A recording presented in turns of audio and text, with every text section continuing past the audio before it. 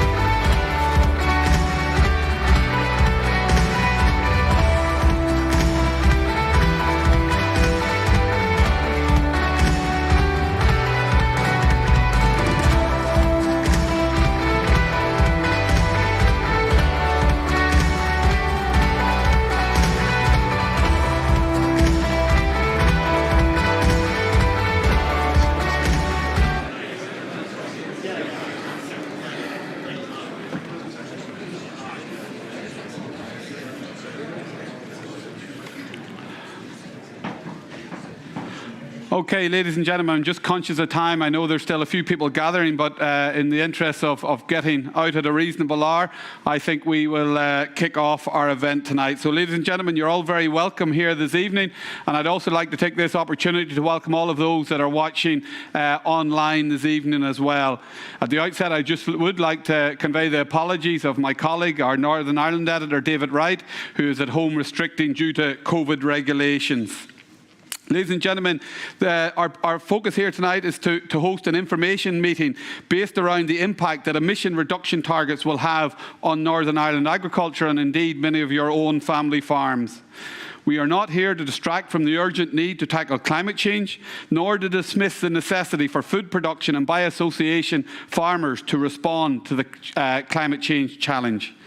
But while legitimate demands are being made of farmers in relation to tackling climate change, farmers also have a legitimate expectation that policymakers reflect, as recognised in Article 2.1 of the Paris Agreement, the need to foster climate-resilient and low greenhouse gas emission policies in a manner that does not threaten food production. Building a policy that undermines sustainable food production systems such as we have here in Northern Ireland, only to achieve territorial emission reduction targets, is clearly flawed within this scope. We can look to the EU energy market to see the consequences of such a policy approach. A move to decarbonise energy production in the EU to achieve emission reduction target has created an energy landscape today where over 60% of EU's energy demand is now met from outside of the EU. It is a policy outcome that is neither delivered for the environment nor consumers.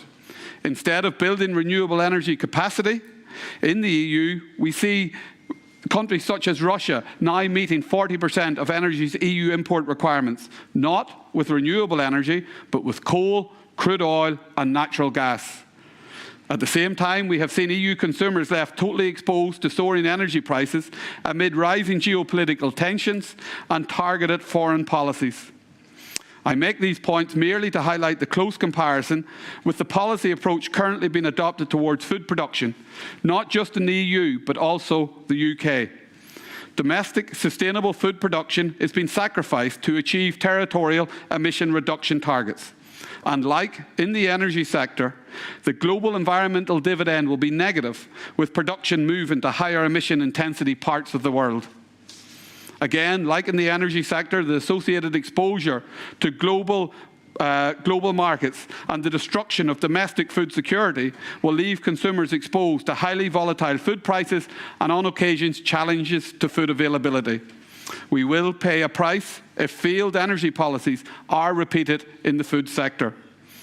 Unfortunately, as we will discuss here tonight, and the direction of policy travel both in Northern Ireland and in the Republic of Ireland points to the fact that these lessons are not being learned. And that the true challenge of reducing the global footprint of feeding a rising world population and the role that Northern Ireland farmers can play within this is being ignored in favour of achieving territorial emission reduction targets at the expense of both consumers and the global environment. Ladies and gentlemen, I'm delighted to introduce my panel here to you this evening. My own colleague, Peter McCann, our Northern Ireland correspondent. Peter will come up first and introduce the background to the Northern Ireland Climate Bill.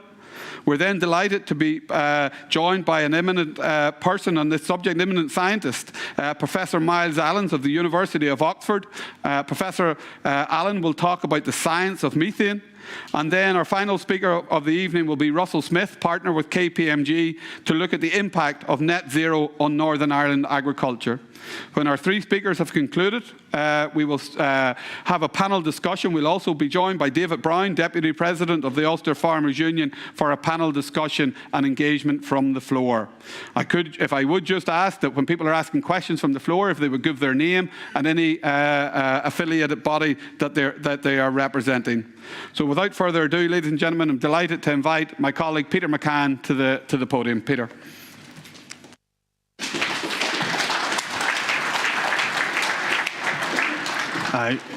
Hello everyone. I suppose I just want to give some background to the Northern Ireland Climate Bill. it's been kind of unprecedented times at Stormont with two separate bills effectively on the same subject going through, and I think even avid readers of the Northern edition of our paper would be forgiven for being a little bit confused about where we're at and how we've got here. But just firstly, I just wanted to say this. I want to make this abundantly clear from the outset of this event that global temperatures are rising and it is being caused by human activity. There's no denying that. Like, we look here at the figures from the Intergovernmental Panel on Climate Change. Since pre-industrial times, average global temperatures are 1.1 degrees warmer than they were in the middle of the 19th century, before the Industrial Revolution.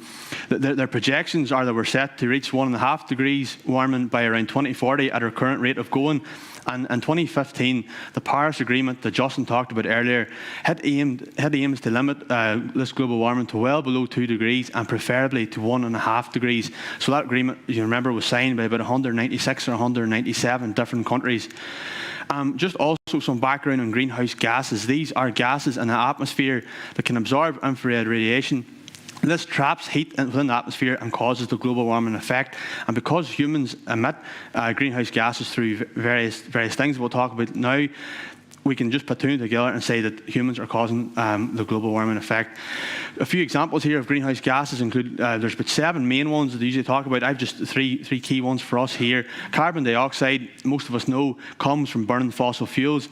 Methane comes from a variety of sources, including fossil fuel extraction, even rice production, and in the Northern Ireland context, a key source for us is the biogenic methane that comes from ruminant livestock, from cattle and sheep. That comes from the natural digestive process of cattle and sheep, and they exhale it. And also there's nitrous oxide as well, which can come from spreading nitrogen fertiliser. Just some figures on Northern Ireland. As you can see here, these are the most up-to-date figures for 2019, published by DAERA last year. Agriculture responsible for 26% of emissions in Northern Ireland, followed by transport, residential, energy supply. See that one there, land use change, that 12%, that's actually quite an important one. And the thing that's overlooked continuously and has been throughout the scrutiny of all these bills is that that land use change includes the trees that grow on my farm, the hedgerows that grow, and, for example, even the soils that remove carbon through soil carbon sequestration. So it's actually a pet hate of mine when people say that our farmers can reduce their emissions by planting trees and improving the organic matter of their soils. That's fine technically, but the agriculture sector and that pie chart there won't benefit from that. It goes to land use change, and that's something that's been missed again in both of these bills that have passed through Stormont. Some more on the figures. Total greenhouse gas emissions in Northern Ireland are down 18% since 1990. We use that year mostly as a baseline year for a lot of targets and legislation. And just also in 1990, the agriculture sector in Northern Ireland emissions are up 7.7% since then. Around 2/3 of the agriculture emissions in Northern Ireland are attributed to methane. As I said earlier, that's the biogenic methane that comes from a natural digestive process in ruminants. A footnote on the last two slides, all these figures here from DAERA are based on the carbon dioxide equivalent system and the GWP 100, and that's the system that's used for comparing different greenhouse gases, your carbon dioxide, your methanes, your nitrous oxides, etc. Another footnote is these figures are all based on what's known as territorial emissions or territorial emissions, and this takes into account the production of greenhouse gases within the boundaries of a region. So it generally takes into effect exports from that region, but not imports. And that's actually really important, and again, overlooked continuously, because a good example of this is if I sucker cows and sheep at home. So if I produce a bit of beef in my farm, and if that bit of beef is actually consumed in England, which it often is, we do export over 80% of our agri-food produce in Northern Ireland. It's Northern Ireland that gets attributed with the emissions from that bit of beef, not where it's consumed in England. And another point on that is we could technically reduce all our emissions very quickly by just simply stopping production of everything and stop exports and just import everything, including food. And that's a key fear, a concern that we have for Northern Ireland and particularly in the wider UK. So it's worth bearing that in mind too. On the legislation, UK-wide legislation in 2008, the UK Climate Change Act came in, and that originally set out to reduce emissions by 80% by 2050 from 1990 levels. It was then amended in 2019 to reach net zero by 2050. So that term, net zero, we'll hear a lot tonight. It means it's an overall balance between the amount of greenhouse gases produced in an area, a region, and subtracted from that the amount of carbon greenhouse gases that are effectively removed from atmosphere through, as I said, trees, hedgerows, soil carbon sequestration. And a lot of the modelling that goes up to 2050, a lot of the projections are actually based on what's known as carbon removal technologies, which aren't quite online yet, but a lot of hopes are being pinned on that. So technologies that will remove carbon from the air and help lower overall emissions. One more point on this UK-wide act. There was no specific target for Northern Ireland, but again, often overlooked, all parts of the UK are legally required to contribute to it. Now, back in January 2020, when the power sharing institutions got going again in Stormont and the new decade, new approach deal was signed by the 5 main parties, within that, a commitment for climate change legislation for Northern Ireland. Later that year, in December, a public consultation was launched for a climate change bill by the Northern Ireland Executive. Now, in March 2021, a few months after that, a separate bill, a private members' bill as it's known, was introduced into the Assembly, and we'll talk about that in the next slide.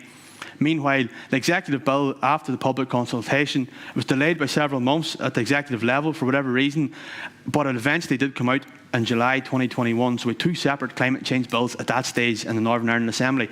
The private members' bill was brought forward by Green Party MLA and the leader in Northern Ireland, Claire Bailey. She's from South Belfast.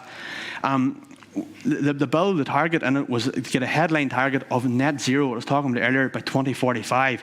And the bill really came from an umbrella group of environmental organisations called Climate Coalition NI.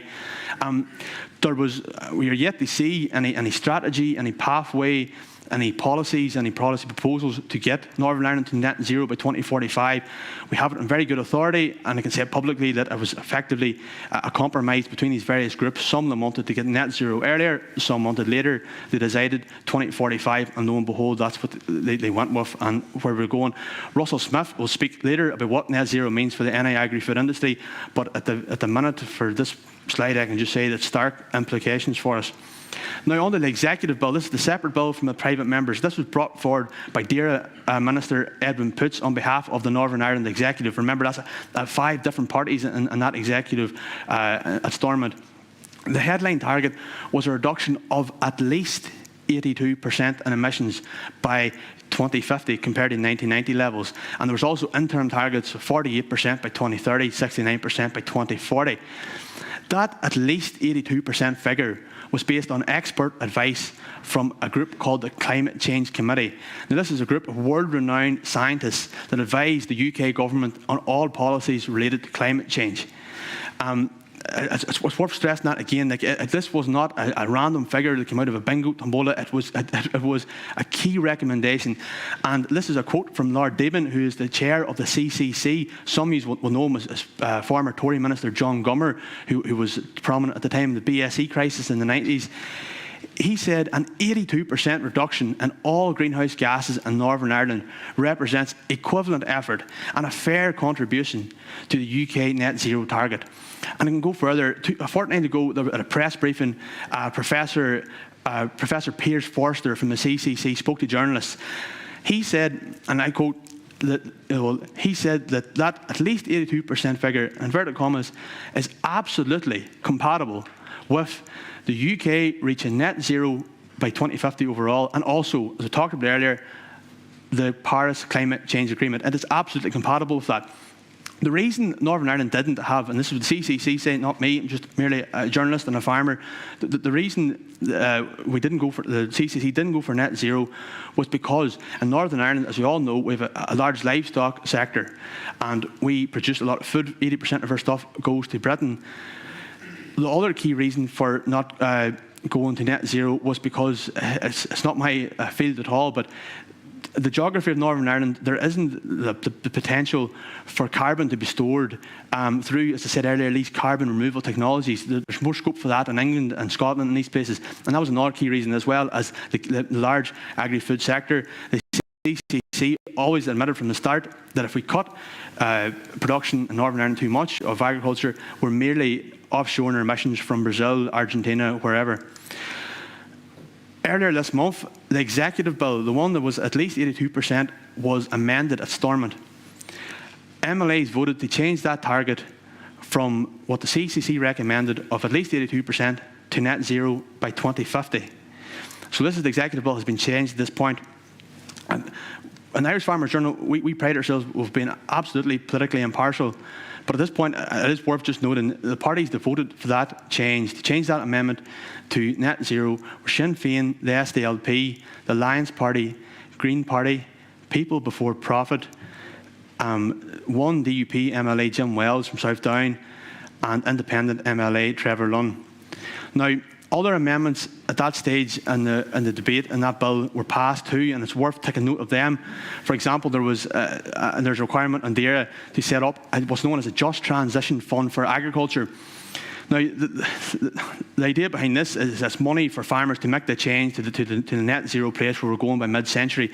But there's still, and it has to be said too, huge questions about what that actually means. How much money is needed? What is the money for? Is it money to stop us from farming? And the key question, where will the money come from? Concerns were raised at the debate. If the UK government advised us not to go for this target, why would they give us extra money to meet a target that they didn't want us to do in the first place? Also, amendments of note to take account of carbon leakage. That's where we effectively offshore our emissions with the fear is all along, and to take account of the distinct characteristics of biogenic methane, which Professor Maizan will talk about later. I purposely included take account in inverted commas in these two slides because, again, I'm not entirely sure what that actually means, and anyone I spoke to isn't either.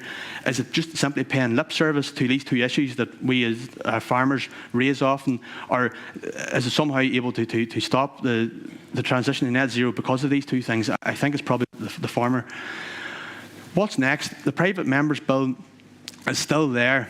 In fact, I think it's maybe scheduled for debate at the beginning of March. But I would think if the executive bill keeps going through, and at the end of the day, it's effectively more than they want. The headline target's almost the same, other than 5 years. There's probably not much political appetite to waste time at Stormont talking about the private members' bill when we have the executive bill. There's now a rush to get the amended executive bill through Stormont because, as we all know, we're heading to an election at the beginning of May. But the election at the beginning of May actually means the Assembly has to be dissolved by the end of March. So it is literally a matter of weeks away. There's one last stage for amendments to be made to this executive climate change bill, and I think that's the key reason why we're here tonight. There's one last stage for that. Amendments can be put forward, and the deadline for that is likely to be next week, and the debate is likely to be the week after next. So it's literally a matter of days away. Again, there's amendments, and there's amendments. What the agriculture lobby are now pushing for is meaningful amendments that isn't just going to pay lip service to issues, that is going to help limit the damage that this could do to first of all, our family farms and the wider agri-food industry. Folks, that's all from me. Happy to take questions in the Q&A. And now I'll pass over to Professor Miles Allen from the University of Oxford.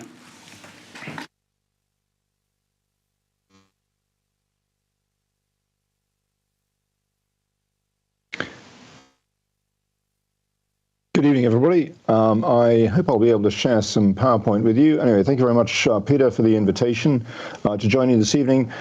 Can someone give us a wave or thumbs up or something just to confirm you can hear me? Thank you very much indeed. Thanks for the waves. Okay, so I'm just going to speak to you tonight just a little bit about the understanding the impact of methane emissions on climate, because there's a lot of confusion around this issue, and there's a lot of limbering up for an entirely unnecessary fight. And I hope to convince you in this talk that this is a fight we don't need to have. And I'll explain what I mean by this through the talk. And just to emphasize that I'm speaking to you as a scientist, and my job here is to try and help you understand how methane from cattle and sheep affects climate. I can't obviously answer to any political questions about the implications, but my job is to make it as clear as possible. I'm just going to share a screen here just to use some visuals, and I hope you can see some PowerPoint. And again, if somebody gives me a wave just to confirm that, that'll be great. Or I can't see you anymore, actually. So can somebody just speak up and say you can see my PowerPoint okay?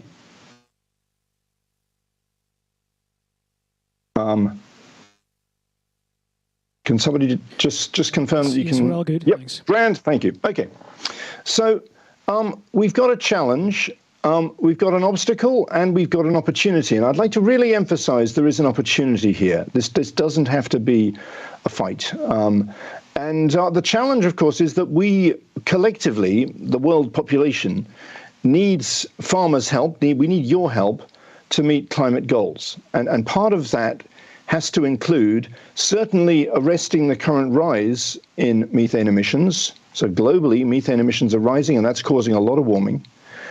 And ideally to start to reduce them.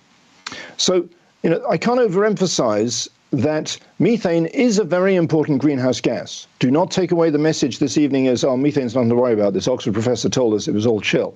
No, it is a very important greenhouse gas, but it is very badly misunderstood. And in particular, every carbon footprint calculator you find on the web misrepresents the impact of your farm or your diet or your lifestyle on global temperature. So it's an entirely unnecessary problem, and it's relatively easy to fix. The opportunity is, if we can refocus climate policy away from emissions inputs and onto warming outcomes, then it will actually make it much easier to introduce agriculture into climate policy, and we can recognize the positive contribution that agriculture can make, as opposed to focusing on the negatives, as tends to happen at the moment. And I'd like to, at the moment, all of these climate bills and so forth are focusing on emissions inputs, but the Paris Agreement itself talks about the ultimate goal of the Paris Agreement is about the warming outcome. It's about stopping global warming, limiting global warming to well below 2 degrees and pursuing efforts to limit the warming to 1.5 degrees. So we've got this overarching agreement that focuses on warming outcomes, and yet we have all these national policies that focus on emissions inputs. And for methane, and actually pretty much for methane alone, this is a real problem.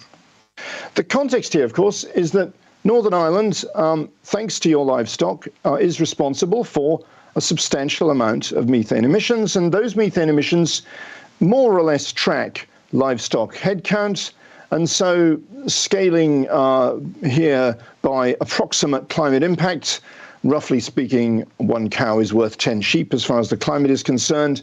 This is your ruminant livestock headcount since 1850, and you can see it was pretty steady, according to the Department of Agriculture, Environment and Rural Affairs, pretty steady up to 1930. Then there was a steep increase, and it's been relatively steady since 1970s, with sort of some fluctuations up and down.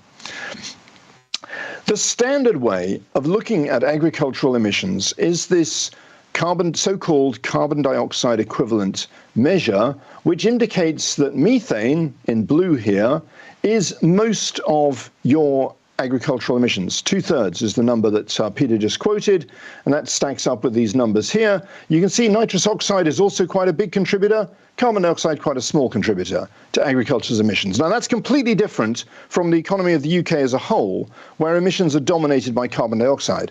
And I think that's part of the reason we've struggled to get this issue any traction among civil servants, is they're focused on the national economy, where methane is a bit of a side issue.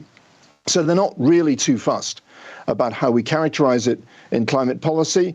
It only really matters for agriculture. But for agriculture, it matters a lot.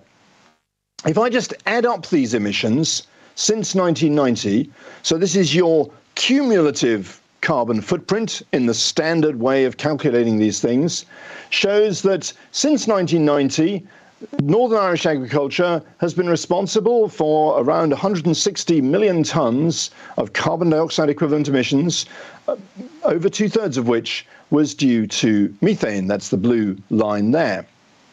And however, if we look at the warming impact since 1990 of Northern Ireland's agricultural emissions, we see a very different picture. So that's the standard carbon footprint, and this is your warming footprint. This is the amount of warming that agriculture has caused since 1990. You can see immediately the red and green lines haven't moved. That's because carbon dioxide equivalent emissions is actually quite a good indicator of warming impact of carbon dioxide and nitrous oxide. These are similar, very, very long-lived pollutants in the atmosphere. If you release a ton of carbon dioxide into the atmosphere, it pushes up global temperatures and they stay there. It's like a ratchet. Every ton pushes up global temperatures a bit further. And to a pretty good approximation, the same goes for nitrous oxide. Methane's completely different. Methane has quite a short lifetime in the atmosphere, around a decade or so. So if you release a ton of methane into the atmosphere, within 10 years, 2/3 of it is gone. Within 20 years, more than 90% of it is gone. So you can see it makes a difference to how much warming we consider that you're causing at the moment, or what the size of your contribution is to climate change in the Northern Irish economy. But you could say, well, you know, it's not that much of a difference. It's roughly a halving of the impact of methane, of ruminant agriculture in Northern Ireland. Bureaucrats have got things wrong by more than a factor of 2 in the past, and, you know, we all survived. So you could say big deal, but actually, as soon as we come to look at scenarios where emissions are falling, the difference becomes much more pronounced. And this is because the behavior of carbon dioxide, the climate response to carbon dioxide, and the climate response to methane become completely different when we're dealing with falling emissions. So just for the sake, I should stress, just for the sake of illustration, I want to show you what happens if we just take a purely hypothetical net zero all gases scenario by 2050. So here you are. Emissions as they are until the present, and then just all 3 gases down to net zero by 2050. Don't ask me how we'll do it, but let's imagine that that's what's done. What does that do to cumulative warming, cumulative carbon dioxide equivalent emissions? Well, they're going up as you're continuing to emit, and then you can see the black curve there, which is your total cumulative. That's added up over time. It levels off. It stops rising when emissions reach net zero, by definition, because the emissions every year adds to this cumulative total. So far, so simple. The next slide might surprise you. Bear with me. And remember, I did prepare this myself from the Northern Ireland, from the National Emissions Inventory data. I've argued for many years I shouldn't have to do that because it should be part of the government's job to work out what I'm about to show you. And I would hope that we'll check these calculations and make sure that they're robust before taking them too much further. But they serve to illustrate the point. If we look at the warming impact of Northern Irish agriculture on global temperature under a scenario in which emissions of all 3 gases, carbon dioxide, nitrous oxide, and methane, are reduced to 0 by 2050, we see that carbon dioxide and nitrous oxide continue to cause warming throughout this period, and that levels off and goes flat at the end of this period. But methane, as soon as we start to reduce methane emissions, temperatures follow it down. And you see that as a result, and it's a very powerful effect, as soon as the methane emissions start to fall, temperatures are drawn down by those falling methane emissions very rapidly, such that by 2050, we have not just stopped causing further global warming, but you have taken Northern Ireland's agriculture's contribution to global warming back to the level it was in the 1980s.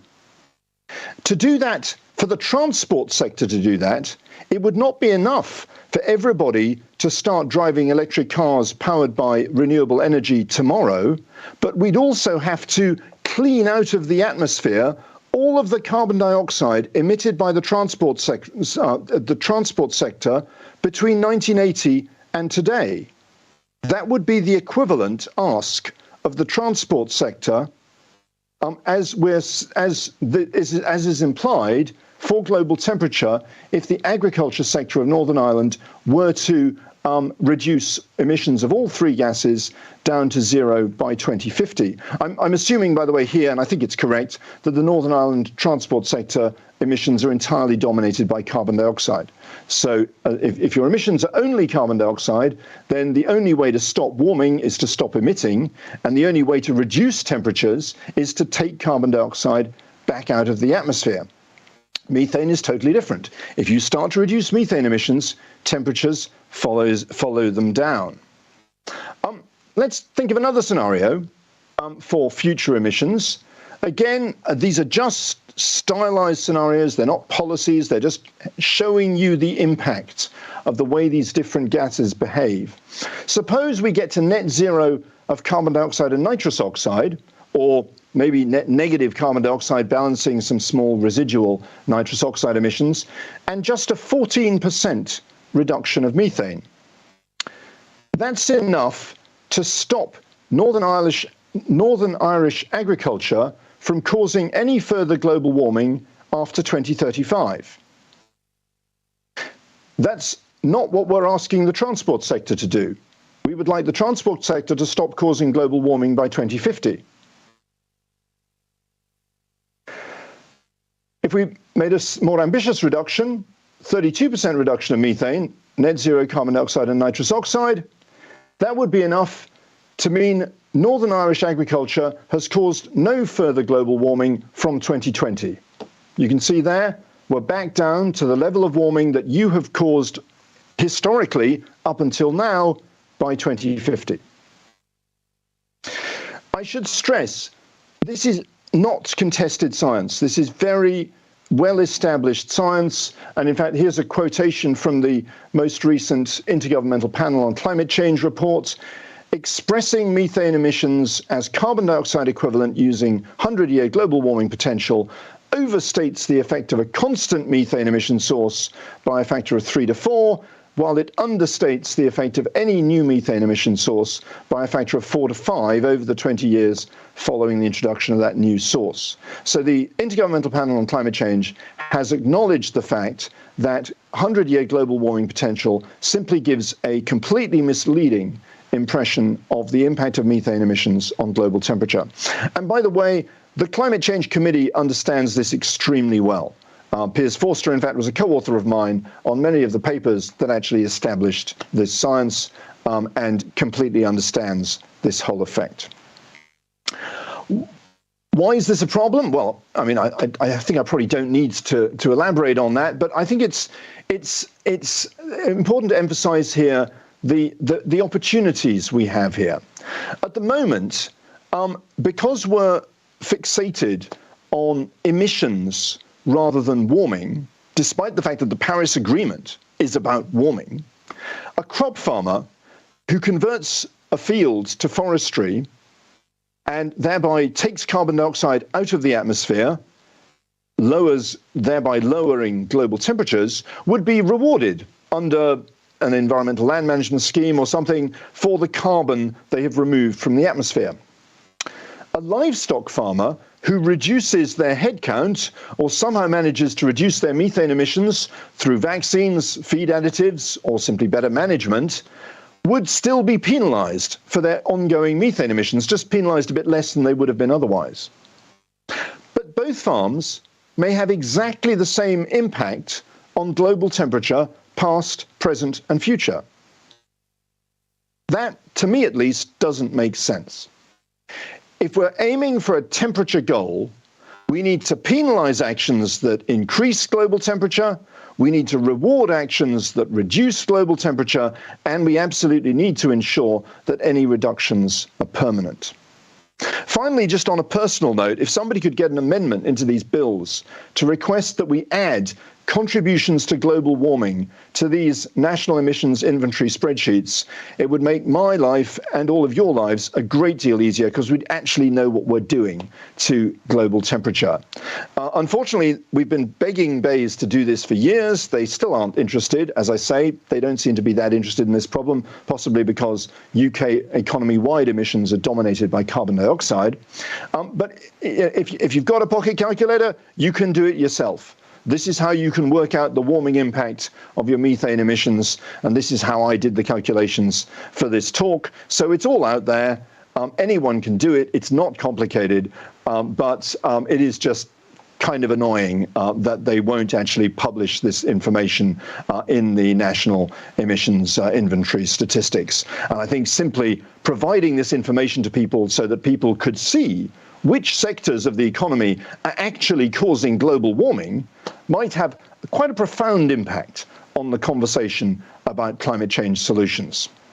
I'm looking forward to the questions, and I'll hand you back to Peter now. Thank you.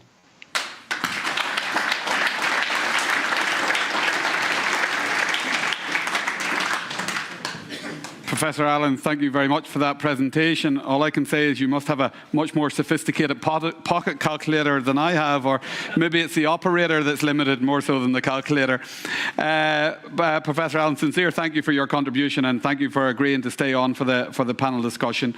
Okay, ladies and gentlemen, I'll now introduce our last speaker for the evening, partner in KPMG, Russell Smith. And Russell is going to look at the impact of net zero on Northern Irish agriculture and ultimately on the bottom line of farmers. So, Russell, over to you.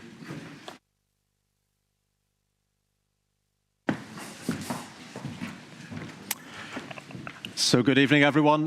Fabulous turnout tonight. It suggests that this is a meaningful topic for the agricultural sector in Northern Ireland. Justin, thanks for the introduction. So Russell Smith, I'm a partner in KPMG Ireland. I lead our climate advisory practice known as KPMG Sustainable Futures.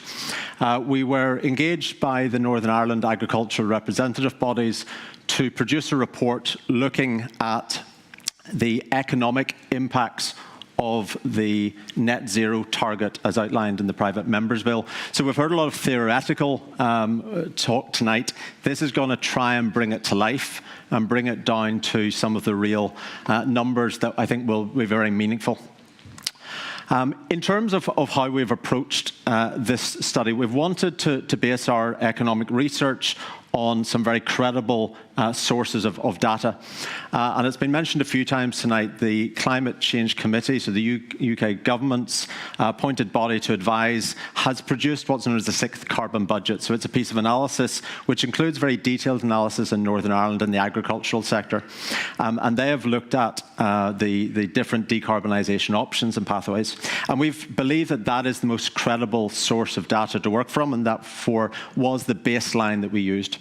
And in particular, they outlined what was known as the balanced net zero pathway, a scenario which reduces the carbon emissions by 82% by 2050. They also, however, produced what was known as a tailwind, so a more aggressive. So they recommended 82, but they did do a more aggressive scenario, which got, throwing everything at it, got down to about 94% by 2050.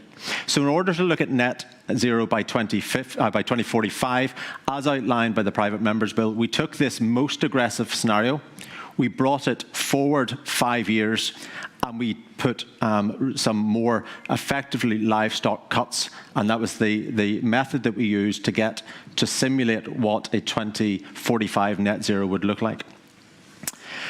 We then took that baseline and we looked at all the technological innovations that are possible.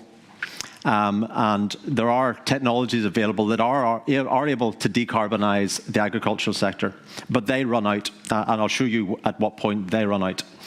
And after that point, the only technically available solution is to start cutting the herds.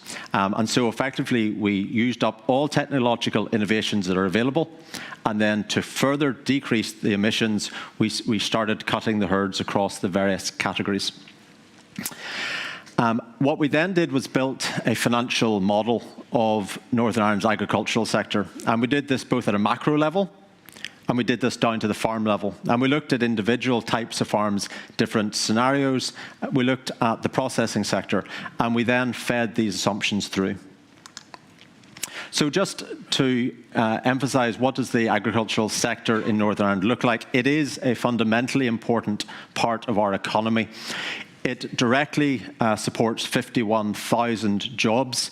Of those then supporting industries, it's over 100,000 supported. It produces over 2 billion of gross output per year into the economy. And it impacts a lot of us. So 36% of the population live in a rural area. 58% of all businesses in Northern Ireland are in rural areas.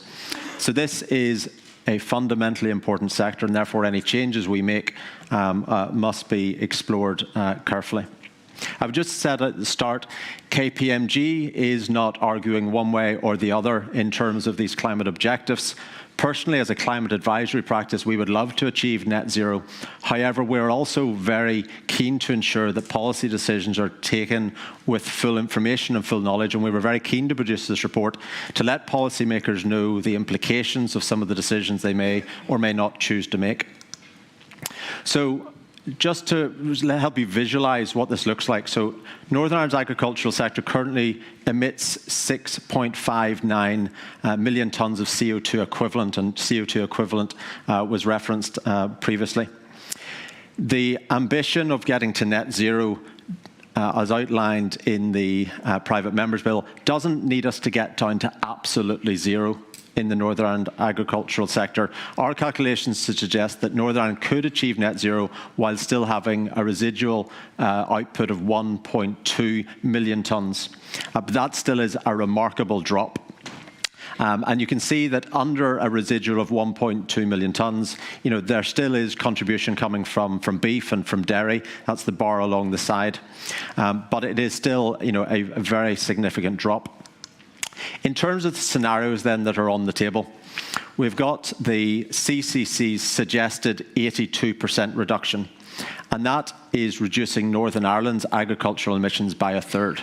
So they're saying that what is fair to ask Northern Ireland agricultural sector to do is to reduce its emissions by 1/3.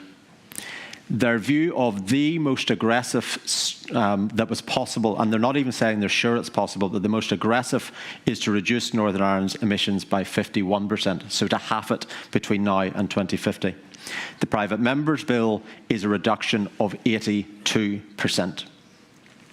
So in terms of looking at what are the practical steps that we could take to achieve any of those objectives, so we have looked at the mitigation measures that are available, and the scientists, including the CCC and other scientists, have looked at what is available, and there are quite a few activities and mitigation measures that can be used to reduce it. So, for example, using cover crops, of livestock diet changes, of decarbonising the machinery on the farm, of covering slurry tanks. So there's a whole menu of options. The challenge is that those menu of options are able to decarbonise by about 20%, and they run out.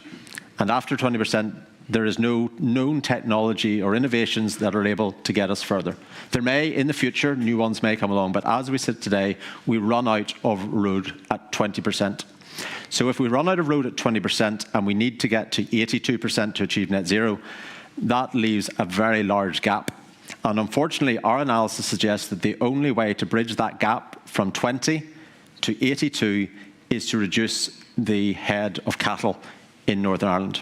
So I'm going to show you then what is that reduction in cattle and in other animals to allow us to achieve that.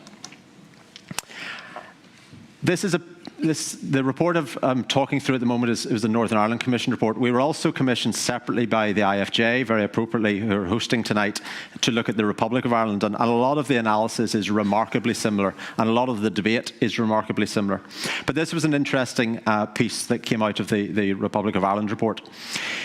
If we look at a scenario where we reduce by 13%, so I said 20 is where technology can get to. If we stop and go to 13%, it's actually net positive for Northern Ireland farmers or Republic of Ireland farmers. It actually a lot of those efficiency savings are just good business sense. They are increasing efficiency in the farm. They're reducing the amount of fuel you're using. So we actually saw in dairy farms in the Republic an increase. So adopting these measures, achieving a 13% reduction actually is a no-brainer. It is going to help farm economies. If we then take it a bit further, we get closer to our limit of 20, we get to 18%. We're still getting an increase. It's not as much because we're having to use, going further, using less efficient reductions, but we still can get to 18% without having a particularly detrimental impact at farm level.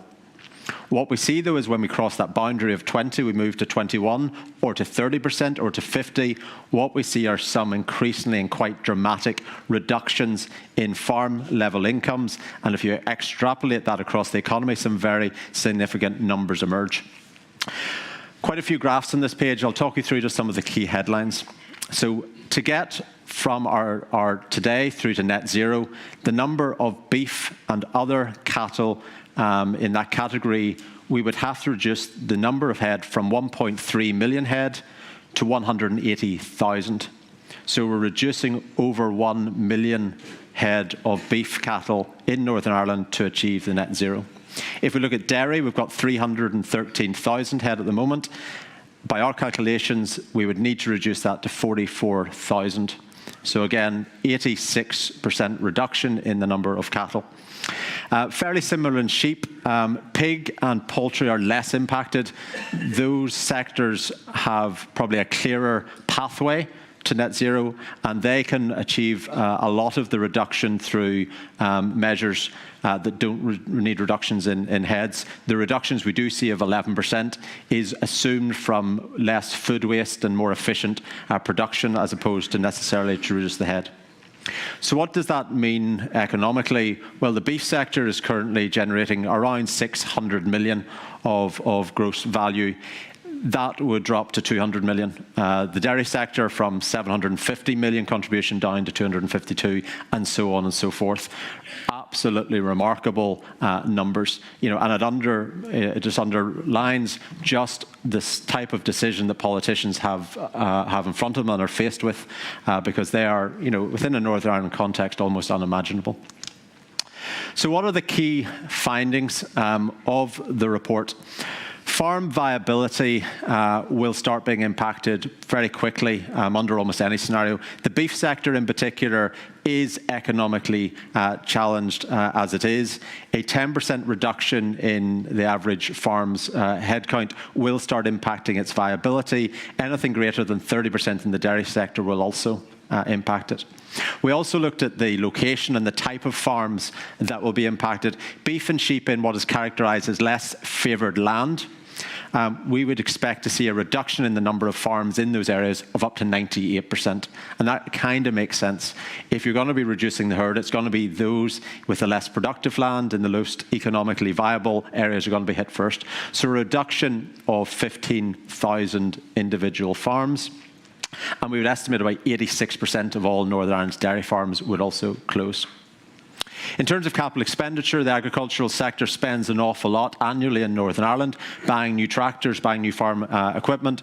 We would expect that the contribution from capital investment over the period between now and the 2045, which is the number in the private members' bill, would drop by about 2 billion, so 2 billion less spending on equipment and the knock-on impact that would have in the economy.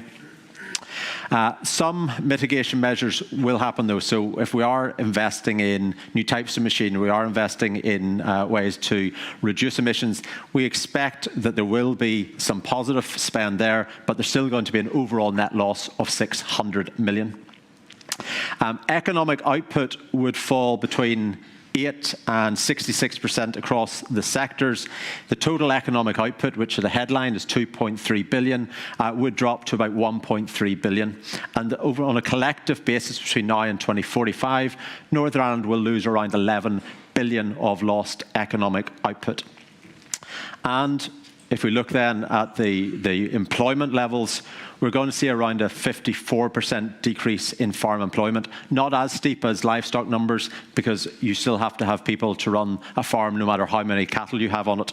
But we're going to lose around 13,000 jobs. Number of abattoirs are going to reduce from 35 today to around 14. Less are needed with less slaughtering. And those 113,000 jobs that the agricultural sector either directly or indirectly supports will, of course, be very heavily impacted. So hopefully that brought to life, to some degree, some of the more theoretical elements that are discussed tonight, and will hopefully stimulate some debate among those present as to what direction we think politicians should take. Thank you very much.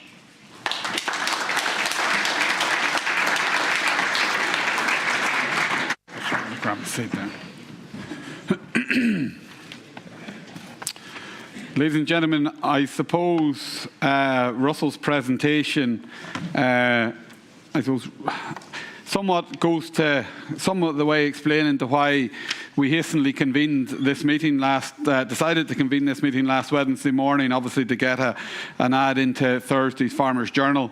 I think they're hugely sobering figures in relation to the economic impact that this is going to have. And let's call a spade, ladies and gentlemen, in the context. The change and the proposals now currently on the table would effectively see the vast majority of you going out of business. 86% of dairy farms closed, 98% of beef and sheep farms on LFA. And I think also when we talk about just transition, that €11 billion figure of economic loss that Russell presented should put into context the scale of the demand along with the job losses as well. And I think those that are advocating just transition would want to do so in the context of identifying where that money is actually going to come from on a sustained basis. Ladies and gentlemen, I'll now ask my panel speakers to come up. Peter, if you could join us. And we're also delighted, ladies and gentlemen, to be joined by David Brown, Deputy President of the Ulster Farmers Union. And also Miles Allen is with us. Miles is on the screen. That's great. David, if I could come to you maybe first, just for some reaction to what you've heard this evening. Well, I suppose, to be honest, if you'd walked in my shoes as Deputy President of the Ulster Farmers Union for the last 12 months since the 6th carbon budget came out in December 2020, we came out at that point and actually were supportive because for the very first time there was recognition being given to the fact that agriculture, particularly in Northern Ireland, given the 26% of emissions, was reflected in the fact that we have an agricultural economy. We do not have the industry, manufacturing and so forth of GB. But in truth, I've listened to these figures. Russell, I know, and his presentation tonight, I suppose for some folk, is probably the first time they've heard it. I've copies of this laying in the back of my car. So I'd have to say it's not a shock to me. Unfortunately, it is something we have struggled to engage with our members in. Why do you think that is, David? Is it too technical? Is it down the line? Is it just another target that comes and goes? And obviously this is very different because it's a legislative target. It becomes part of law. Why do you think? But clearly, given the audience here tonight, not just in this room, but also online, there's a sense that there is a crisis now. Would that be correct? I think there is, belatedly a grasping of the seriousness and the impact that this will have.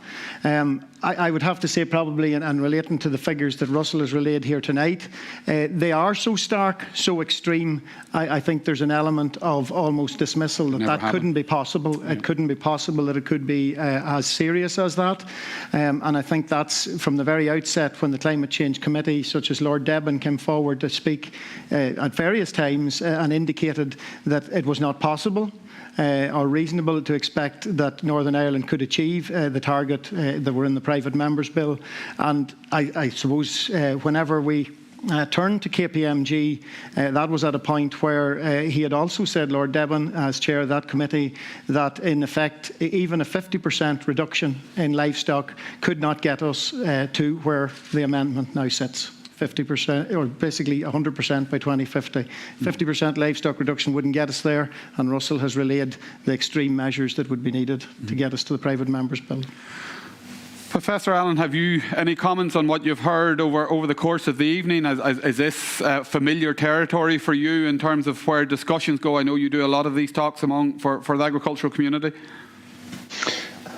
Well, what I find disheartening is that this is not a fight we need. As I emphasised to you, the agricultural sector, in terms of impact on global temperature, is being asked to do far, far more than any other sector by these targets. You're being asked not just to stop causing any further global warming from now on, but to actually undo all the warming you've caused since 1980. No other sector is being asked that. And if we could only focus policy on warming and reach agreement that we have to reach net zero emissions of carbon dioxide and nitrous oxide, those are the two gases that do accumulate and they do drive warming. No matter what emissions you have left of those two, those have got to net zero. We need net zero emissions of carbon dioxide and nitrous oxide, and we need to stop warming from other drivers. We need to have no further net warming from other drivers. If implemented globally, that would be enough to meet the goals of the Paris Climate Agreement, and if implemented in Northern Ireland, that would be enough for Northern Ireland to have a healthy agricultural sector for the indefinite future. Professor Allen, you mentioned new technologies in relation to feed additives and even carbon capture technology and whatnot. How big a role do you see those playing, or maybe that's outside of your scope, or have you been exposed to many of those technologies? It's undoubtedly possible to reduce, and in fact, and it wasn't Peter, sorry, I'm blanking on the name of the third speaker. I'm sorry about that. Russell. Yep. I mean, Russell emphasized that a sort of 13%, even a more than approaching 20% reduction in emissions from the agricultural sector would actually be net positive, could be achieved with just better efficiencies and more, better livestock health and the like. And I'm not a agronomist. This is not what I do, but I hear these figures. Those are very familiar figures to me. I think, and those kind of reductions, as I showed in my slides, would be enough for Northern Ireland agriculture to stop causing any further global warming. So, and I'm not. I don't. So that would be like taking all the cars off Northern Ireland's roads tomorrow. Yeah. So I don't mean to paraphrase you, and I don't want to do so, but if I interpret what you're saying, Professor Allen, if Northern Ireland farmers adopted the technology roadmap that was actually presented to them here today, low emission spread in slurry, better fertility, better genetics and whatnot, and got to that 20%, based on your calculations and based on your methodology in terms of looking at it on a warming impact potential rather than a input potential, that would address a lot of the climate challenges facing the agricultural sector. Well, that would mean that Northern Irish agriculture would have stopped causing any further global warming if, in addition, you were to get carbon dioxide and nitrous oxide emissions down to net zero. So we need to treat these things separately. As soon as you mash together methane, carbon dioxide and nitrous oxide, you end up with an amalgam that means absolutely nothing. Mm-hmm. So one thing that, for example, New Zealand has done very sensibly, although strangely they were given a hard time for doing this, is actually to set a separate target for biogenic methane. And this makes sense. It's a different gas. It behaves in a totally different way. We need a net zero target for carbon dioxide and nitrous oxide, and we need a target for biogenic methane which reflects its impact on global temperature. And an appropriate target might be to choose to stop causing any further global warming from methane. That would be achievable with those sort of levels of reductions that were described in that technological solutions scenario. Peter, there has been a bit of talk about carbon dioxide and whatnot here, and in your presentation you highlighted that land use change is separate to the agriculture. Where does the whole area of carbon sequestration fit in? And I know Northern Ireland is obviously investing heavily in that whole side of the business, but in terms of the potential of sequestration to balance some of this out? That's it. And in fairness, I can honestly see in the next few years Northern Ireland being, and I mean this, an absolute world leader in that area, because, as we know, DAERA proposed a soil sampling scheme and LiDAR mapping of literally every farm, every field actually, and every farm in Northern Ireland, and that hasn't been done anywhere else in the world. So over the next 3 or 4 years, we could have an extremely comprehensive handle on how much carbon we can sequester from the atmosphere to reduce emissions that way. And a point too, I suppose, from Russell's presentation, he talks about the private members bill, but just remember now too, the private members bill, for all intents and purposes, bar 5 years difference, is the same as the executive bill. So both bills are pointing in this direction toward, are aiming headline target net zero for all greenhouse gases. And another thing, just I think that's underappreciated as well, by almost everyone, but in particular the environmental lobby and some politicians at Stormont, is that Northern Ireland farming, the entire industry, agreed to at least 82%. Also, the Farmers Union agreed, said, yes, we'll go for at least 82% reduction in emissions. And that is the most understated thing that's been said in this entire debate and hasn't been noticed. That meant for like the CCC, who have very, very, very detailed strategies, pathways, everything to not to net zero, to at least 82% and all their other targets for Britain, said that could require a 46% land use change, agricultural land use change, at least 30% reduction in red meat and dairy. And just to stress this again, the agriculture industry agreed to that and said, yep, we'll take it on.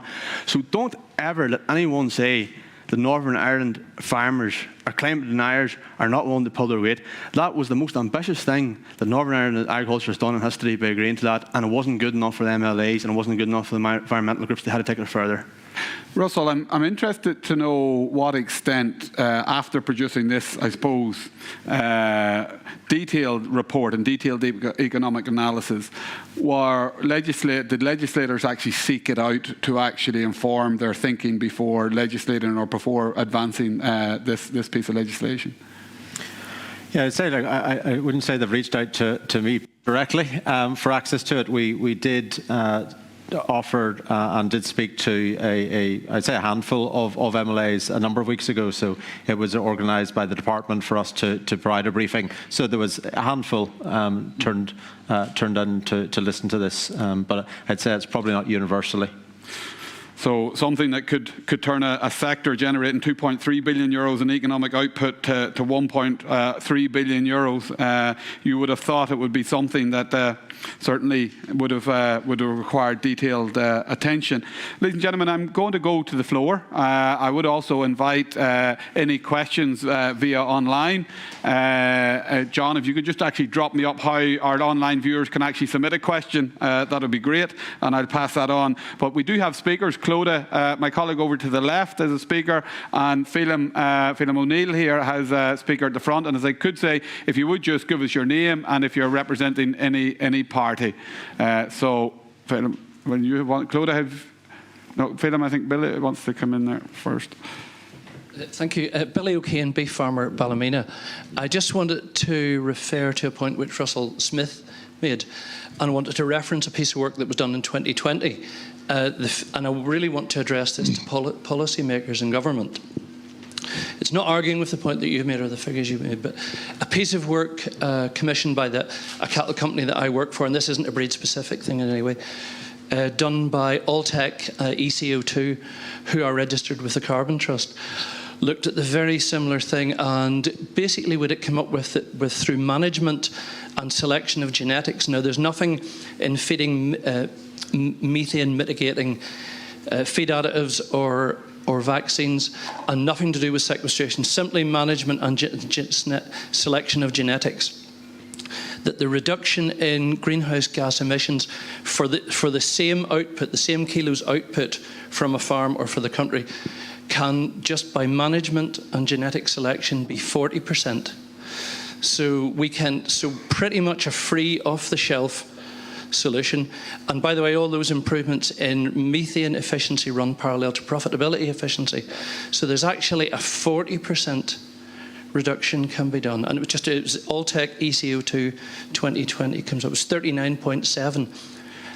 I think that is an enormous amount, and that doesn't in any way reduce kilos output out of our province.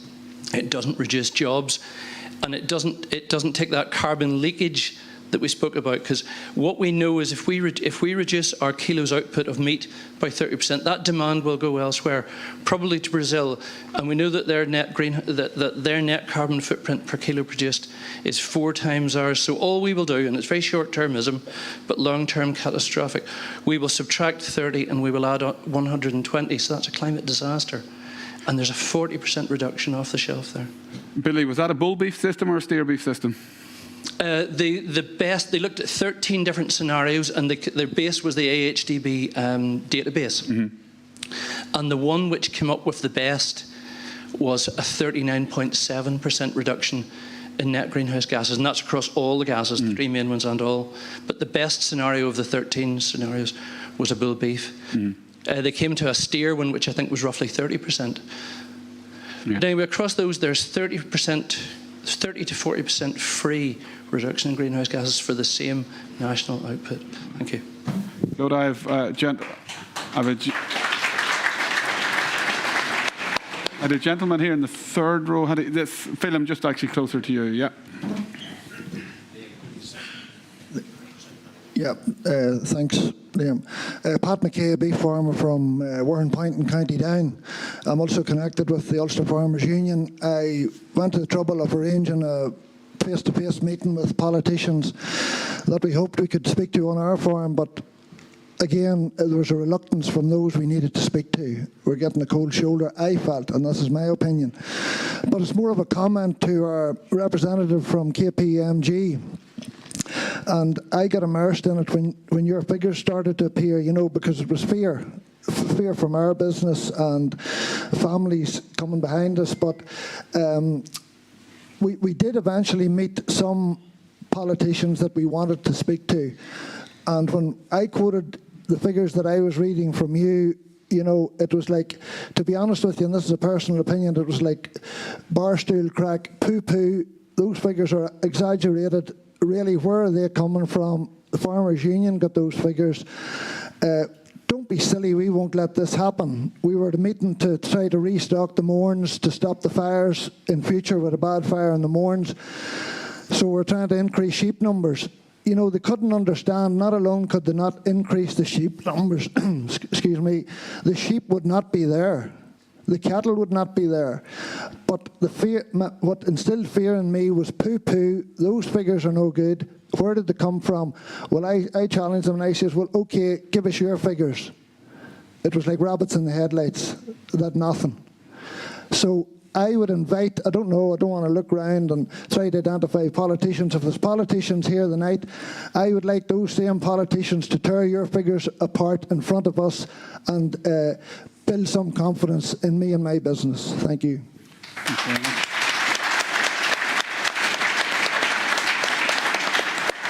Ladies and gentlemen, if I could ask you just to raise your hands. With the lights, I can't really see the nods or the winks. So if you want to ask a question, if you could just get your hand up in the air, please. Russell, have you had much challenge to your figures? I know we had a bit of challenge to some of the figures that you produced for us in the Republic of Ireland, but I don't think at all stages they proved robust south of the border. Have you had much challenge? Yeah, you know, again, not always directly, but certainly in the media, there's definitely been, you know, politicians who've said, you know, that sounds, you know, exaggeration, that's, you know, over the top. I think first thing I'd say, so we were commissioned by the agri-food representative bodies, but our integrity as an organisation is absolutely sacrosanct to us. So we will never put anything in a document, no matter who is commissioning us, unless we are absolutely comfortable with those numbers and that method. We've also used a baseline of the government's CCC. So, you know, again, we're using the government's own figures here in calculating this. All right, we've one here in the middle, yeah. Can you hear me? Darryl McLaughlin, a beef farmer, but I suppose I'll declare an interest that I work for the Ulster Farmers Union. And this question's directly on behalf of the young farming community. I'm 28 years of age, and if we're to see an 86 or a 98% reduction in livestock numbers, well then, where the hell is our future? And who's looking after our future? Because the people at Stormont are the ones who will be responsible going forward. And I think that each and every one of those from each and every political party need to pay heed of the facts that are being displayed in front of them, because none of us have seen any of theirs.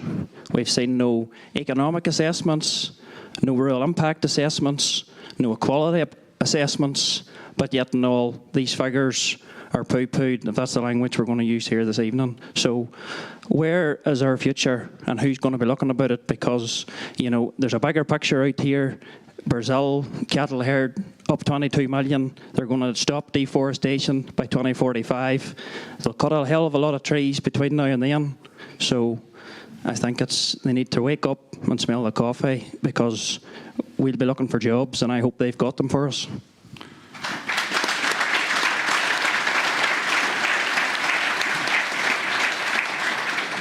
Evening. Very good contribution. I just want to go to David. I'll take the question, Philip. Now, and sorry, I should say, those online, if you want to submit your questions, do so through webinar@farmersjournal.ie. That's webinar@farmersjournal.ie.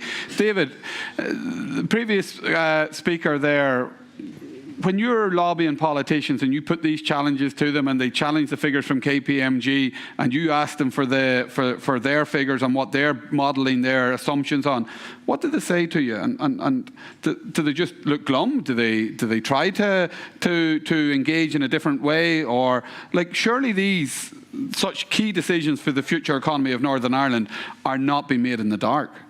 Yeah, I long await the day that any of our politicians look glum. But in truth, whenever we make the case, I guess the first thing is, and it's been reflected in some of the conversation here tonight, and indeed your question to Russell earlier, we've been told we're exaggerating, we're basically scaremongering, we've been told it's nonsense, all of those things, that this will never happen. And that's by some of the politicians. Indeed, if anybody wants to take time and look up Hansard, that was quoted by one of the main sponsors of the bill, not Clare, during that discussion and debate, and said that their party, we will not tolerate under any circumstances food production in Ireland being reduced. The reality of that is, within 24 hours, we had those environmental groups on social media dictating that ultimately our future support package, our consultation, which has just been delivered to DAERA yesterday, that in terms of support for suckler cows, in terms of support for sheep, that those things you needed to be taken out of the equation, given this new amendment and this new target that had been set. So, and that's folk from the Climate Coalition, which are aligned with and partners of those politicians who brought forward the bill. In fairness, David, you would struggle, based on Russell's figures, to disagree with them. If there's going to be 98% of these farmers get out of business, why start and give them supports to keep them in business for the next couple of years when your long-term strategy is actually to clearly get rid of them? Like, it is a logical follow-on that subsidies and policy in terms of farm payments start to follow this trend to achieve it. Well, I think one of the fundamental problems I've had from the very outset of this, even in debate with Claire Bailey and others, is that they'll tell us things like, this is only a framework document, this is not sectoral, targets have not been set. The bottom line is, and do not misunderstand this, folks, once something is set in legislation, the policy will be set to deliver that target. And that's fundamentally the concern we've had from the very outset of all of this discussion. Phelim? Good evening. Thank you for hearing me. The report is very stark reading. Shauna Core, I'm here to report on tonight, but I just have one question really in relation to the KPMG report. Did it include any analysis of subsidies and how those might be affected, or did it take that into account when you were doing your sums on the impact of climate change legislation on farming? And also in line with that, I was curious about whether, so we've got farm subsidies, was that looked at? But did you look at, Russell, the impact of, the potential impacts to farmers? And I have a real concern for everybody here about this, but did you look at the impact coming down the line with, say, crops failing or floods or anything else that the scientists say will happen if there's no action on this? Yeah, so I think there's two questions there. So the first one is, how did we address subsidies? So going forward, there's going to be change in subsidy regime for Northern Ireland's agricultural sector. It's undergoing reform at the moment. So what we did is effectively set out a baseline for politicians. So we said that we're excluding subsidies from our analysis, and we did that on the basis that if you are reducing the number of farmers or farms by 80 or 90%, having a subsidy to a farmer, if he doesn't have a farm anymore, isn't going to work. You're going to have to fundamentally reform it. So what I would say is our analysis is effectively saying, if politicians implement this policy, if it's delivered but do nothing else, this is the economic impact. It is then up to politicians, if they do decide to go ahead with the net zero, to say, well, what supports do we introduce? And it's undoubted there would have to be some new subsidy schemes, new support schemes, new retraining programs to come in. So we've set the baseline if they do nothing, and then I suppose we've left it for politicians to decide what level of investment they would bring to try and mitigate this economic damage. The second part of your question was just on, did we look at the likes of flooding? So no, it wasn't in the scope, but you are right. You know, there is definitely, climate change is going to impact every one of us. It's going to impact farming, and you know, that's why I suppose, you know, as an organisation, we're very keen to promote climate mitigation measures generally. Gentleman here at the front, yeah. Oh, Michael or Professor Allen, do you want to? If I may just chip in here, because there's been a bit of discussion about you know, subsidies to farmers and payments and so on. It might be worth you calculating what that reduction in global temperatures that I was showing on those figures, which by the way they're not contentious. These are not this is not my way of doing things. This is just what the way everybody understands methane works. What is that reduction in global temperatures worth? If it were done by taking carbon dioxide out of the atmosphere or just costed in terms of a carbon price. Basically, your sector is being asked to do all other sectors a massive favour by compensating for warming caused by other sectors. And that's the way you've got to change this conversation. We're still all talking about emissions.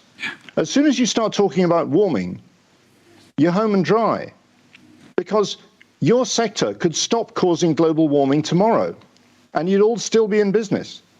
No other sector could make that claim. That's why this is such an unnecessary argument. Professor Allen, when you listen to these debates, where does feeding the world fit in? And if you excuse the pun, we can't live on fresh air. Okay, we may get rid of all the cattle in our air, maybe slight. No, we have to eat as well. Absolutely, but that's what I mean by to stop causing global warming. I was showing you in my figures that if you made a 13-14% reduction in methane emissions between now and 2050, which would be entirely feasible with efficiency improvements alone, Northern Irish agriculture would not cause any further net warming from now on. So you don't need to switch off the agricultural sector to stop causing global warming.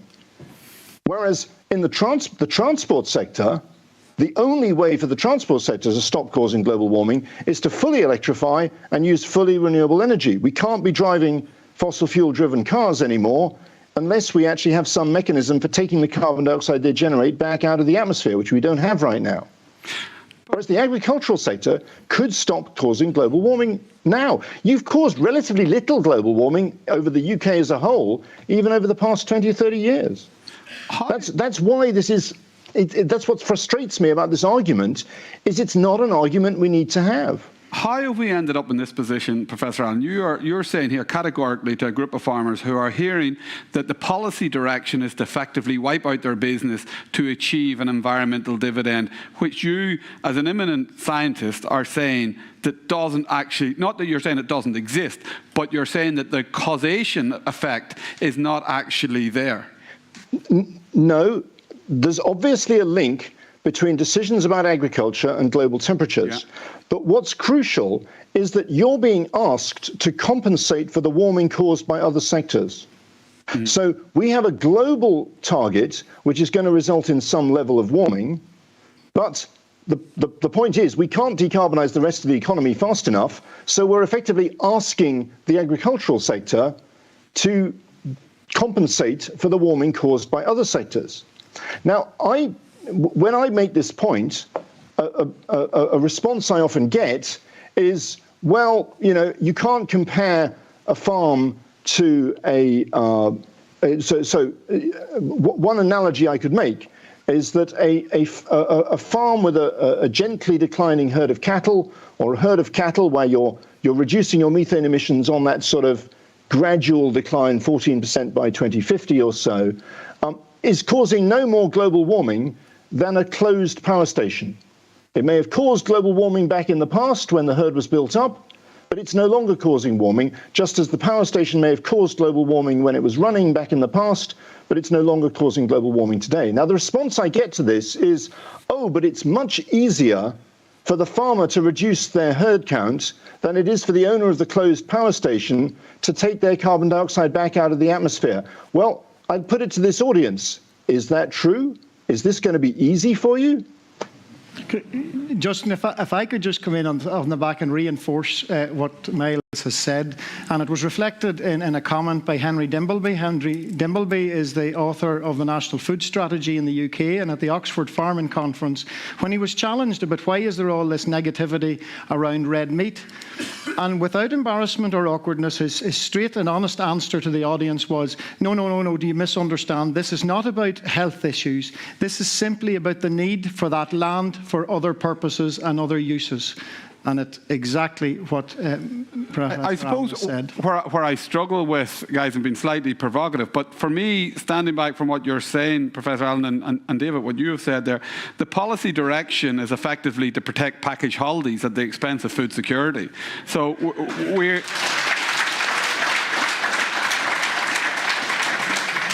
we don't tax aviation fuel.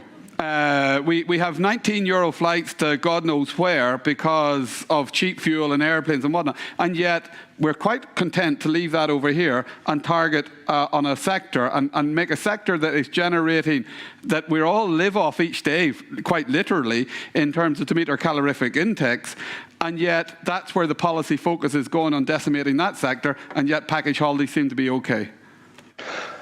Well, I mean, in terms of impact on global temperature, that's exactly what you're being asked to do.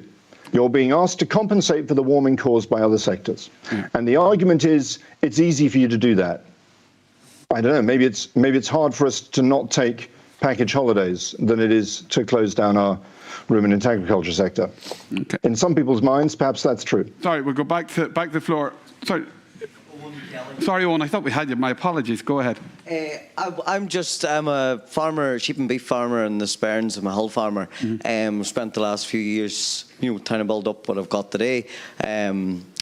What I would be scared of, what a lot of other young ones my age would be, is if we reduce in the agriculture, all the farmers 98%, in 50 years' time, famine comes.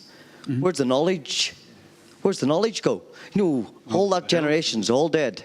Sorry, everybody, but you know what I mean? The majority of farmers is the right age. The young ones do not want to come in.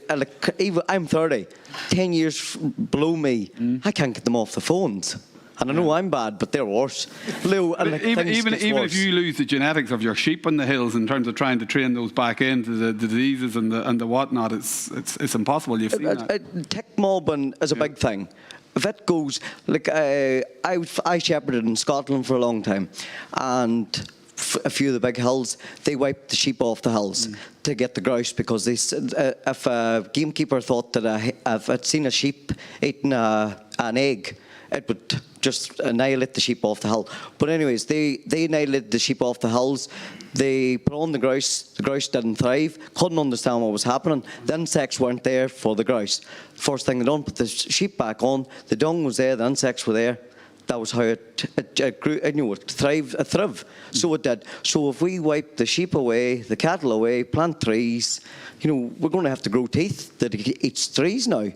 So, I would say, guys, it is very reassuring to see actually the number of young people here in the audience tonight, and well done, guys, for coming out. This gentleman, then, Phelim, I'll go to you.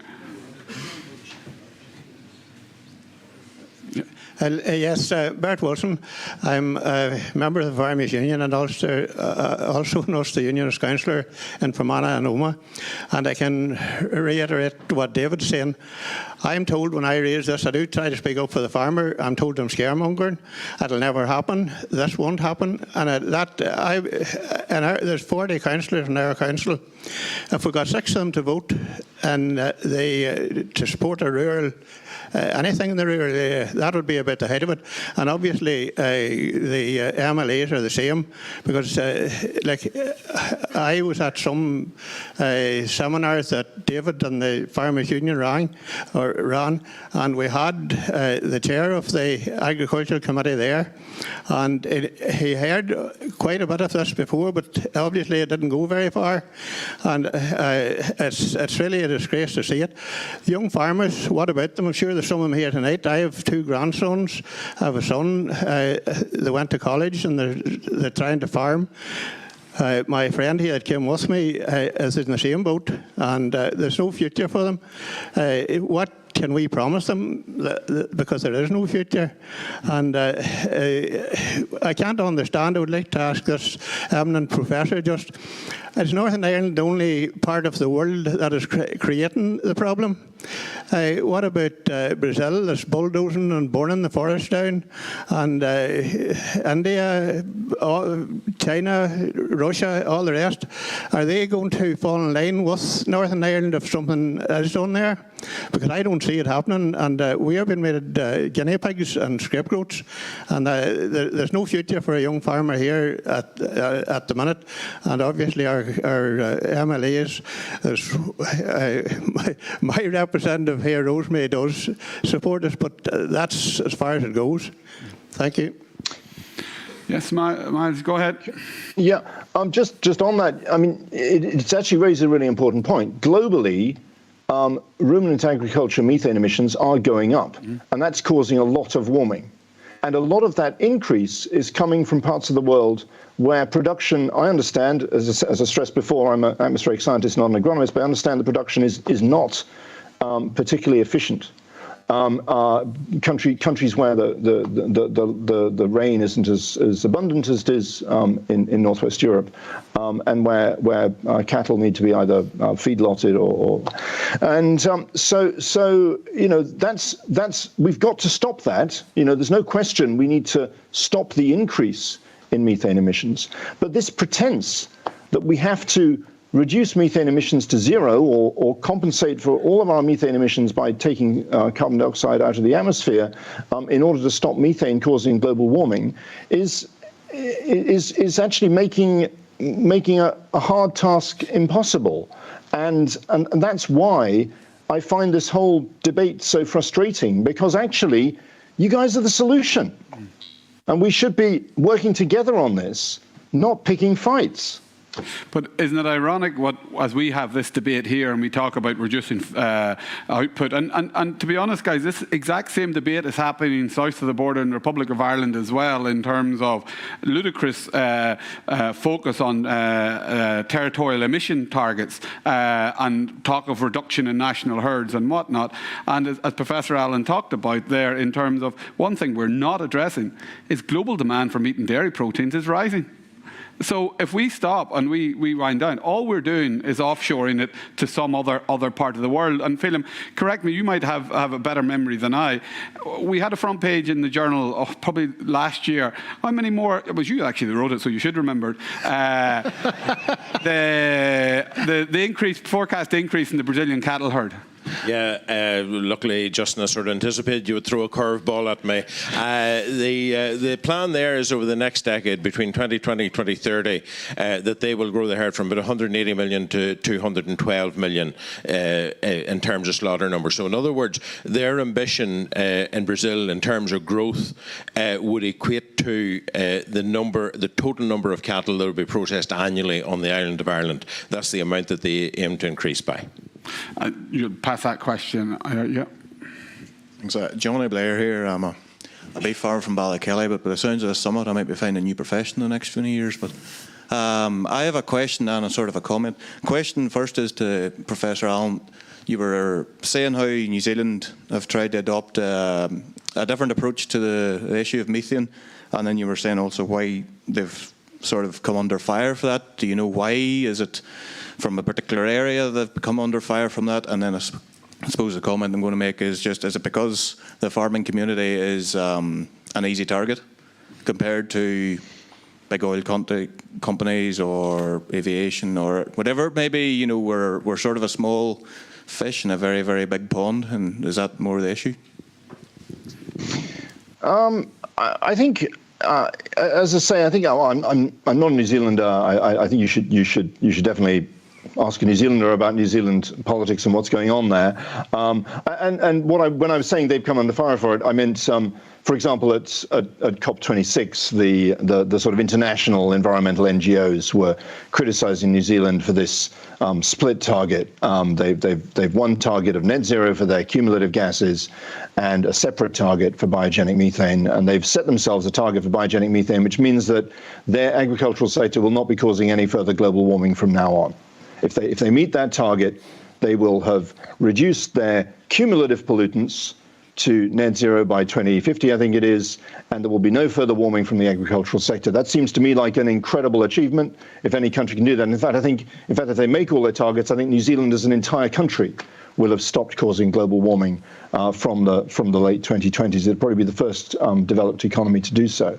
So why anybody would criticize them for that level of ambition defeats me. But I think, as Peter said, for some people, nothing's really good enough.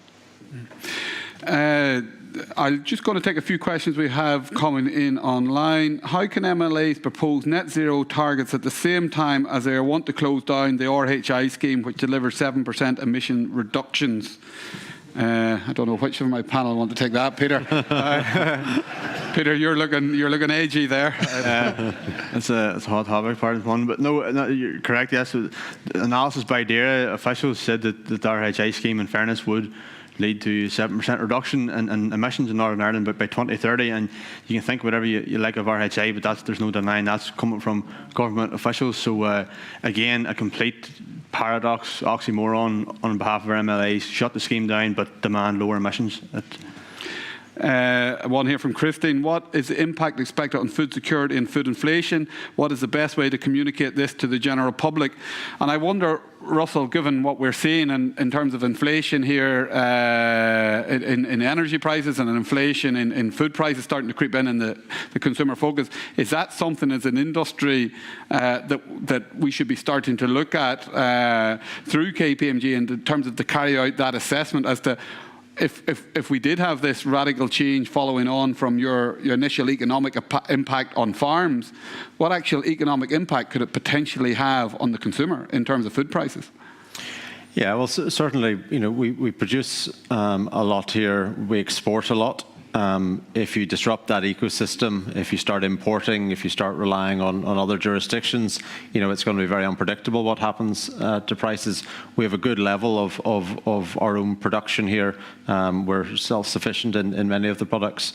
If we effectively start relying on imported materials, which, the CCC's analysis kind of fudges the issue a little bit by saying that they expect the reduction in the herd will be equally matched by a change in diet. So they expect an 80% increase in vegetarianism or something. If that doesn't happen, if Northern Ireland consumers still demand to eat beef or chicken, then it's going to have to be sourced elsewhere, which will imports are unlikely net to be more economic for us. I think it's very important to take in the context of food inflation and the pressures that are even coming on food prices. I was just looking at it today. If you look at the most recent figures with the UK within the European Union, it actually shows, I think it was for 2020, both the UK and Ireland have the lowest percentage of household income on expenditure on food in the whole of what's in the European Union. So I think that has to be borne in mind as well when we see pressure coming on food. Where am I? I'm going to stay with Phelim down below, and then we'll bring Clodagh. I have a few up here at the top, please. Yeah, thank you. William Irvine, Ulster Farmers Union. I'd just like to make a couple of comments. Figures here from the period 1999 to 2019, so 20-year period. They refer to Southern Ireland, but they would be broadly similar across anywhere in the UK. Cattle numbers in that 20-year period have remained the same. Vehicles on the road have increased by 75%, and flights throughput at the airports have increased by 155%. So it just reinforces what's been said here. This problem is not caused by agriculture; it's caused by wider society.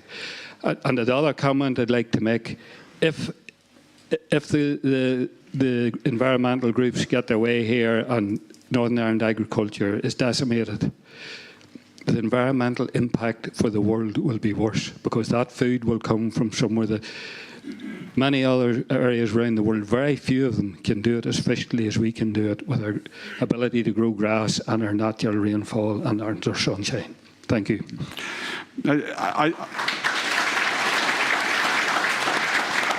I would just urge caution, and I agree 100% with the trends that you're pointing out, but I think we need to be careful, guys, as an industry, in saying that we are not causing climate change. Agriculture does have an environmental global footprint. Our global agriculture producing food has an environmental footprint. We have to have, but our response has to be proportionate, and we have to move to reduce it as well. And that's a responsibility that we all have. But it has to be done whilst protecting the underlying need for food security.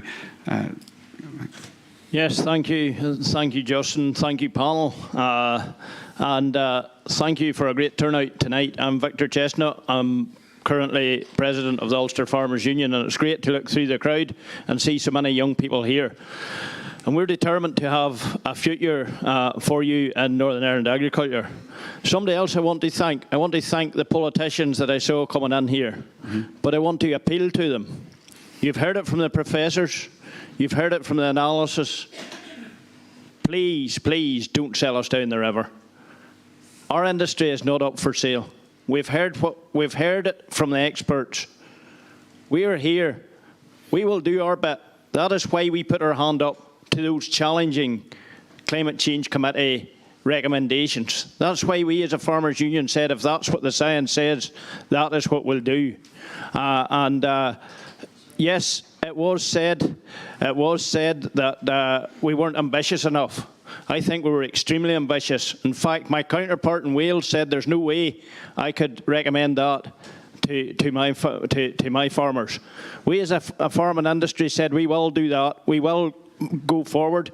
We've heard what we can do with genetics, what we can do with our environment, and indeed planting trees. And I, for one, I know that the comment was made up there about the package holidays. I, for one, am fed up planting hedges to send my neighbour on 2 foreign holidays a year.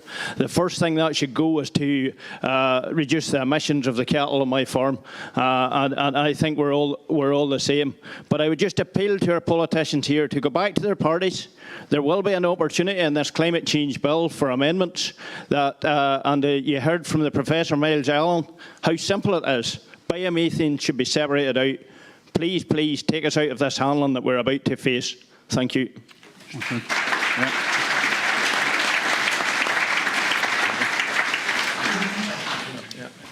Thank you. Sam Chesney, beef farmer and a member of the Farmers Union. Must totally endorse what Victor said there. He's 100% right. But I think it's morally wrong that we're going down this net zero by 2050.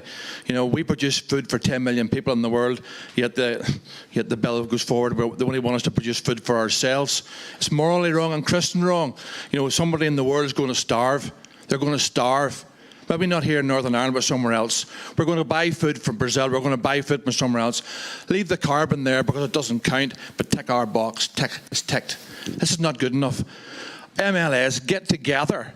For goodness sake, dare I say it, it's green and orange all over again. It's the same old thing in Northern Ireland, year after year. Get together.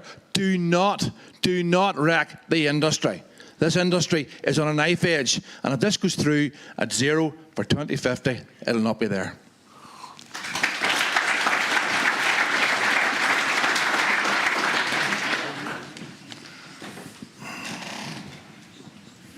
Good evening, everybody. My name is Rosemary Barton, Ulster Unionist Party representative on the Agricultural Environment Rural Affairs Committee. Victor spoke earlier there asking us as politicians to try and help you to save things. I come from a party that did initially go for this 100% zero.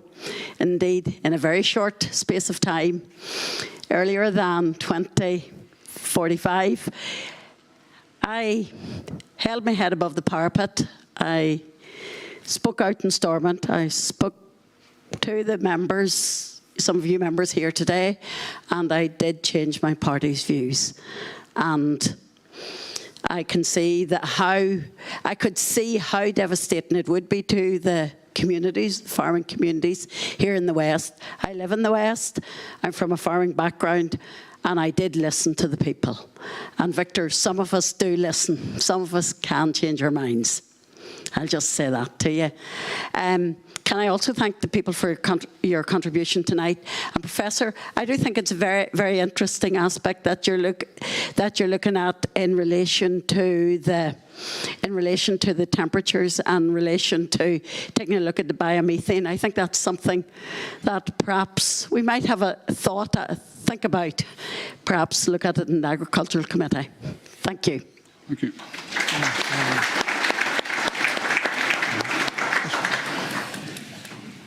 Gentlemen. Thanks, Philip. Declan McAleer, Sinn Féin. First thing I want to say is in relation to the bill, the report from KPMG certainly is very startling, and we heard evidence in this bill over the course of 8 or 9 months with 55 evidence gathering sessions with a whole range of people, academics, climate experts, and the UKCCC as well. We did do a lot of scrutiny into this bill, and lots of young people.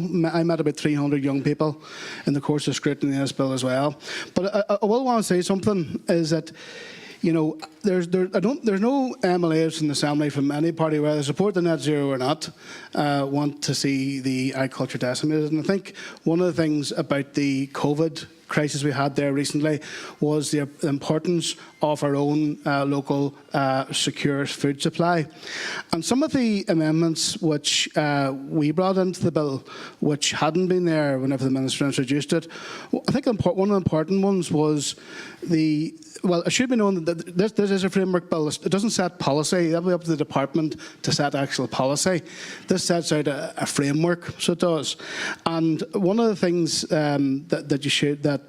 there'll be is that under this current draft bill now, if it proceeds to final stage, farmers won't be expected to do anything for 3 years. And then when the climate action plans are introduced, they won't be imposed on anybody. Because we brought in an amendment, it was agreed by the ERA Committee as well, that they can only come out after a 16-week consultation with yous and with all the others, all sectors. And also they'd have to undergo an economic impact assessment, a small business impact assessment, equality impact assessment, and rural needs impact assessment. That was brought in. We also brought in an amendment around the Agricultural Transition Fund, and we during the evidence session we were listening to what was going on in Scotland, and there's an Agricultural Transition Fund in Scotland, and I know some people have dismissed that, but the Agricultural Transition Fund is now grounded in legislation, and with this being a framework bill, that's a legislative basis for that fund, which would then be brought forward after public consultation by the Minister, by the Department, to see what might be needed. In terms of I just want to mention as well about the mitigation work. Well, sorry. First of all, just in the KPMG, certainly I wouldn't. I would not be in a position to rubbish the KPMG report, but I am interested in the fact that the KPMG didn't take into account subsidies. So, the conclusions the KPMG reached was based on taking away 90% of farmers' income, because 90% of farmers' income is single farm payment, and for hill farmers that's even more. And I should say that if in 2 years' time at the end of this Westminster Parliament, that could be the case, because as a consequence of Brexit, there'll be no single farm payment money. So you won't even have to worry about the climate change, because farmers will go out of business as a consequence of no single farm payment at any rate. So and then the other thing was about the. That's 90% of farmers. 90% of farmers' income. Sorry, guys, we're going to treat everybody with respect, and if we don't agree with somebody, we're still going to listen to them, and I'll take questions at the end. So 90% of single farm payment is 90% of farmers' income is single farm payment. I should also add, in relation to the trade deals, we export. Britain is our biggest market. I know Victor and others have worked very, very hard to try and get the British government to put minimum standards into the Agricultural Act to prevent cheap imports. They wouldn't do that there, and they're entering into these trade deals with the likes of Australia and New Zealand. And Victor and Ian was at the Northern Ireland Affairs Committee the other week there, and the point was made that the our entire place in the British market could be displaced. So, and I think Victor made the point that they were looking for the gates to be open, and they got the gates open. So the point I'm saying is that is the other thing as well is that there is a lot of mitigation work going on. The department, along with Teagasc and AFBE and the universities in the north and south, are doing a lot of work in terms of mitigation and sequestration, looking at feeds and additives, and to try and mitigate this here as well. That's there, and I should also say as well, I also do believe that whilst the future agricultural policy, which we filled in, I actually was involved in putting in our own submission on this up until yesterday. I think that there's some things in there that are like a toolbox which could help farmers, in terms of both sequestering and reducing emissions. I think that there's opportunities in there, but there's also things in the agriculture policy which I find difficult, particularly the minimum claim size, effectively where you would exclude farms less than 25 acres from the new single farm payment. I would disagree with that there, and also the fact that there's no sheep welfare support scheme in the new agricultural policy coming in either, and that would be. Declan, we're here to talk about climate change strategy, and I just want to.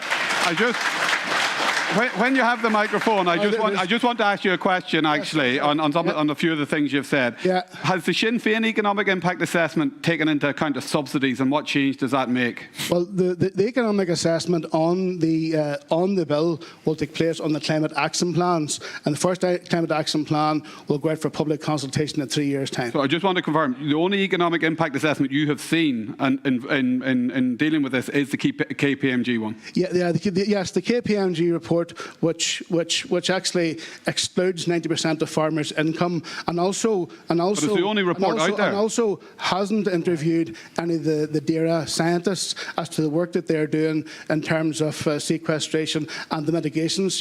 So I think that's an important point to make as well, is that had that be factored into the report along with the farmers, the subsidies, I'd be interested to see what the outcome would have been. But can you understand farmers' concern here now tonight in that they have, and I think Russell would maybe argue with you this in terms of the robustness of his research, but the only piece of economic analysis that is here this evening on this direction of policy travel is the KPMG. And what you're saying to farmers is, don't worry, it'll be okay, we're going to do one in 3 years' time. No, I'm saying that the economic impact assessment... Sorry, guys.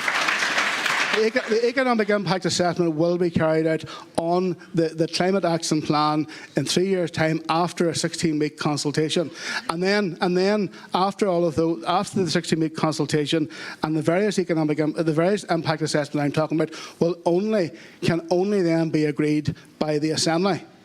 And that's the only way it can be. Are you happy that's the right way to do it? Like the young fella here at 30 years of age, he is now continuously making investment choices on his farm, and yet is this cloud hanging over him now for the next 5-6 years?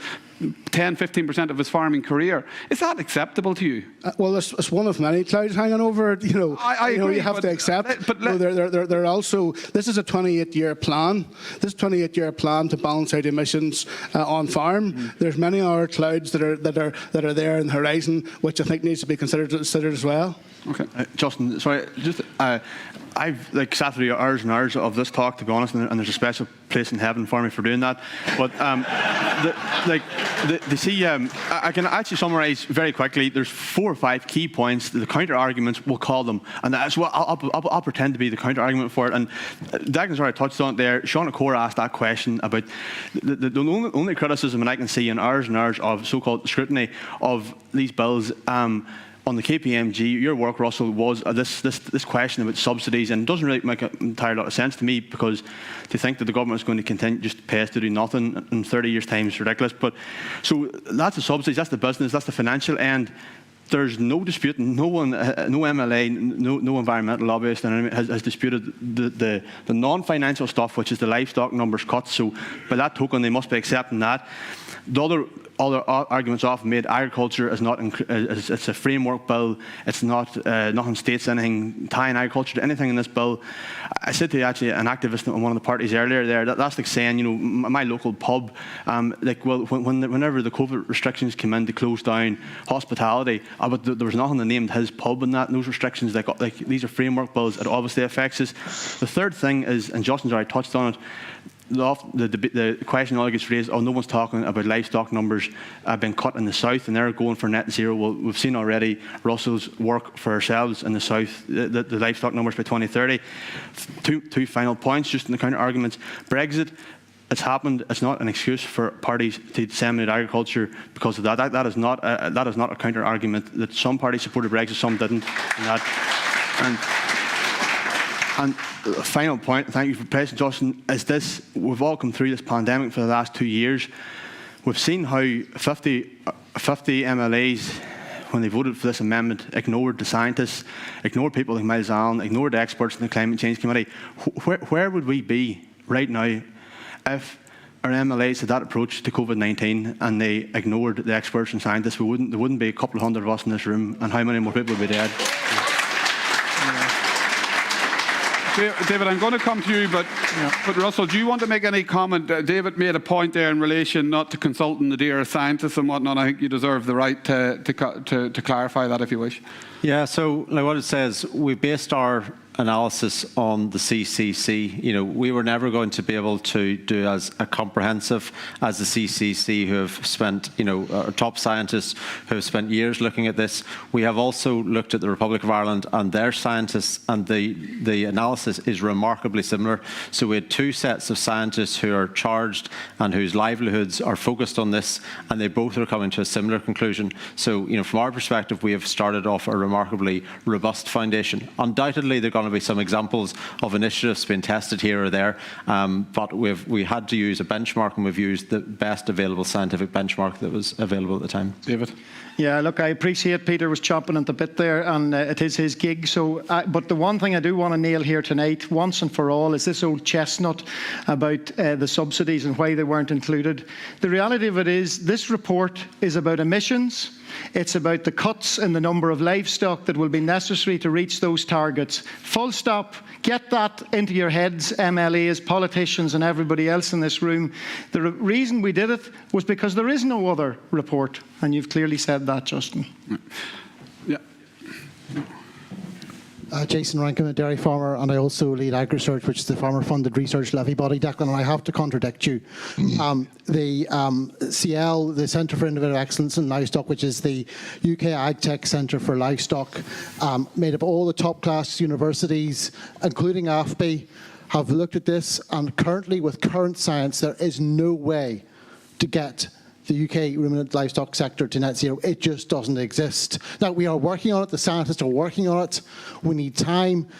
I'm knee-deep in this science, and one thing we have learned is this whole science is in its infancy. We are learning new things about carbon today. You know, Miles just gave a brilliant presentation.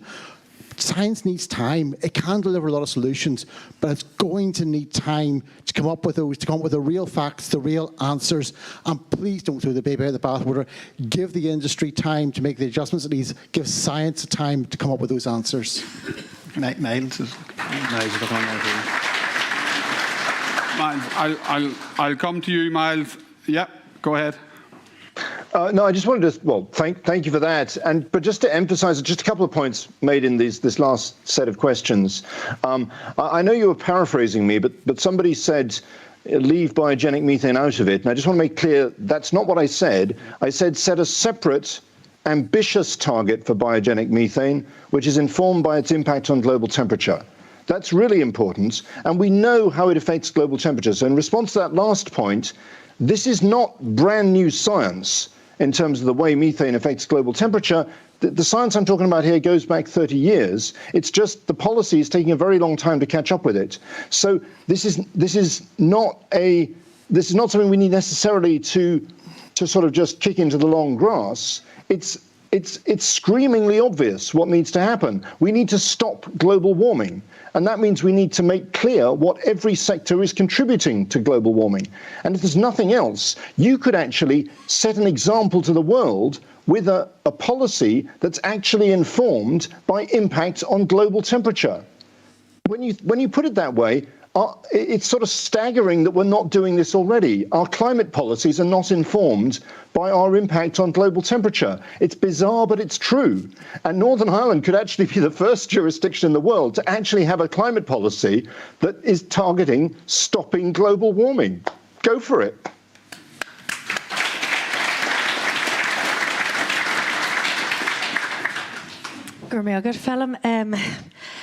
My name is Michelle Gildernew. I'm the MP for Fermanagh South Tyrone and previously served as Minister of Agriculture back in the days when it was Dard and when Peter was still in short trousers. It's great to be back in a fancy ballroom with the UFU. It's been a long time, Victor, hasn't it? But no, I've listened very carefully to the debate tonight. That's the first time I heard Professor Allen speak, and I thought it was extremely interesting. Obviously, climate change is something that we're concerned about, but I think we do need to work together to try and find ways of mitigating it that doesn't decimate the agricultural industry. And I just don't have a constituency that has a lot of farmers. Over 90% of those farmers live in the less favoured area. They're in the areas where there's higher levels of rainfall, less productive ground, where farming is more challenging. So I know how difficult life can be for hill farmers and for small farmers. So I am concerned about some of the direction of travel, and I certainly welcome Declan's private member's bill to restore the ANC payments to those farmers. But I also have in my constituency a large number of food processing companies. So, we have a lot of jobs in the agri-food sector that are reliant on agriculture and food production being in a healthy state. We are a food producing nation. We export milk to over 100 countries around the world. Many of those countries are those that were talked about where there's much less rainfall, where farming is even more challenging than it is in Garrison or Belcoo. And, we're very proud of the fact that we export quality food around the world, and that we don't want that to change. So we do have to look at finding, collaborative ways of working. Myself and Chris Hazard MP were up in Culca a few months ago, where Can did a presentation on carbon sequestration in the bogs. And that's something I have a lot of in Fermanagh South Tyrone and indeed in West Tyrone too. Huge tracts of peat bogs, an asset that is diminishing around the world, and we have the ability to sequester carbon in those bogs in a way that very few countries in Europe certainly can.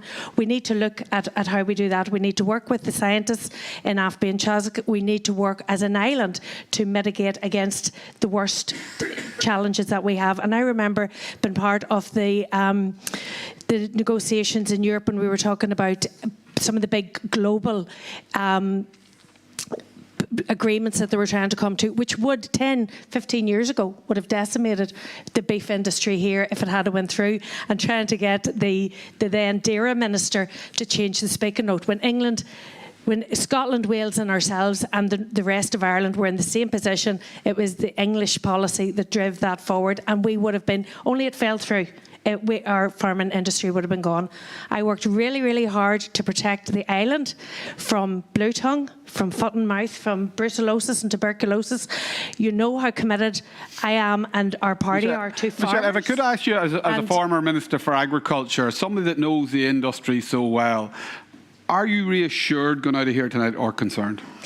I was certainly concerned coming in, and I was concerned about all of the challenges that face our farming community. I think we can work together to find a way forward. As Declan has said, this doesn't kick in for 3 years. We have time to work on it. I think tonight has been a very valuable debate. I've listened really carefully to what people have said. I'm telling you now, we have got to be committed to the agri-food sector in Ireland. I think you'll not find us wanting in doing that.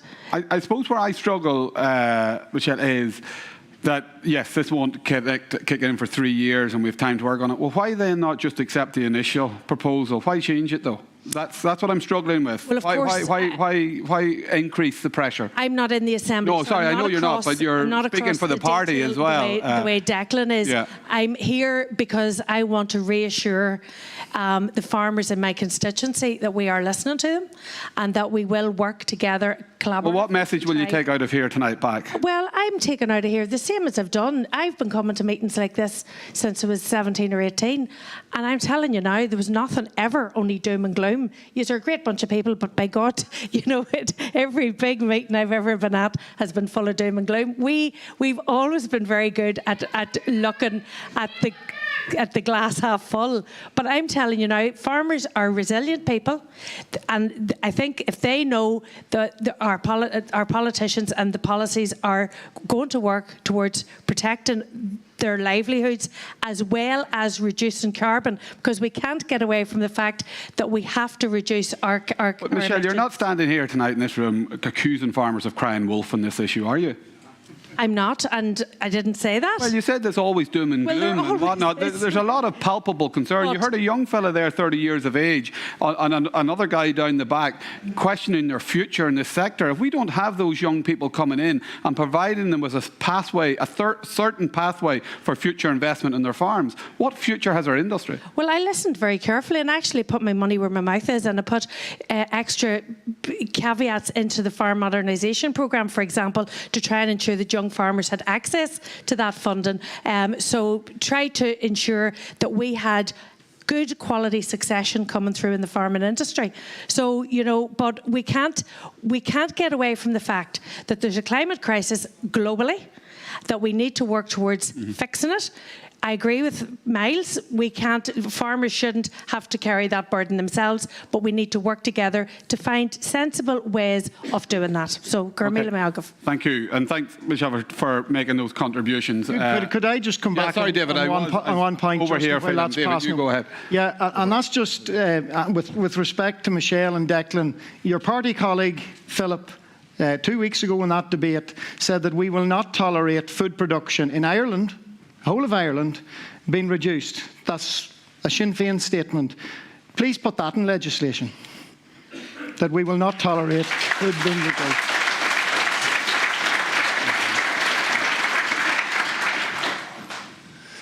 Eric Reid is my name. I'm come from Rich Hill. I'm a beef farmer and also a member of the Farmers Union. I think our presentations tonight were excellent.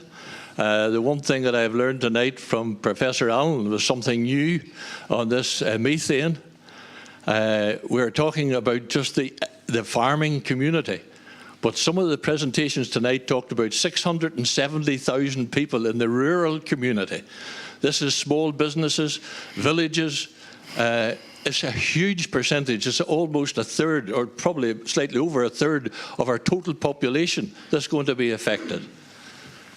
We see two industries, for example, our residential and our transport industry, no contribution at all, with almost a 25% more gas emissions, and we're doing nothing about it. I'm actually delighted to see both Michelle and Declan here tonight, because all that we need, actually, is for Declan's party to stand up and block the Clare-Bailey bill. And as urgent as that, that's in a couple of weeks' time, to block that and take on board the messages that we are hearing from Professor Allen and all new ideas, and try to get something going as fast as possible. Farmers do want to make a contribution. There's no doubt about that. And we want to be seen to be making that contribution. But why on earth do we want to import food from around the world where they have no hedges, basically? We have more hedges in Northern Ireland probably than anywhere in the world that we're going to get this beef from. And yet, you know, we want to support that. They will have drugs, they'll have growth promoters in that beef. Where's our consumers that want all this good, high quality? We need our retailers on board to make sure this happens. And I would very much It's great to see Declan here and Michelle, and I have known Michelle over the years as well from part of my other life.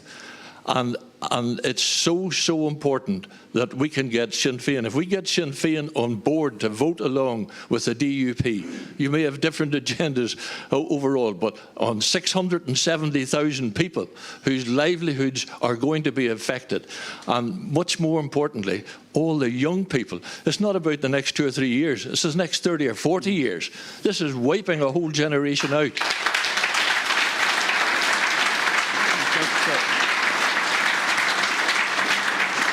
To me, 2 or 3 weeks, you know, of a delay to try to get a policy worked out, or a couple of months even, I'm not one bit worried about that. But please, Sinn Féin, get on board, support the, I'm not saying the DUP, but block the Clare Bailey bill. Block that until we see if we can get a better bill coming forward between you both, DUP and Sinn Féin. Thank you. Just before, Peter, I'll let you come in now, but just, guys, I'm going to wrap it up shortly, so I'll take a couple more questions, so get your hands up and lock in on the questions. Thank you, Eric. Some fantastic points there, as usual, but just to be absolutely clear on this, it's not just the Clare Bailey bill. Like, the executive bill is effectively the Clare Bailey bill at this stage. You know, it's a net zero by 2050, and as I said in my presentation, there's literally a matter of days left to get a meaningful, effective amendment, and it's not, you know, any amendment's not, it has to be a meaningful, effective amendment.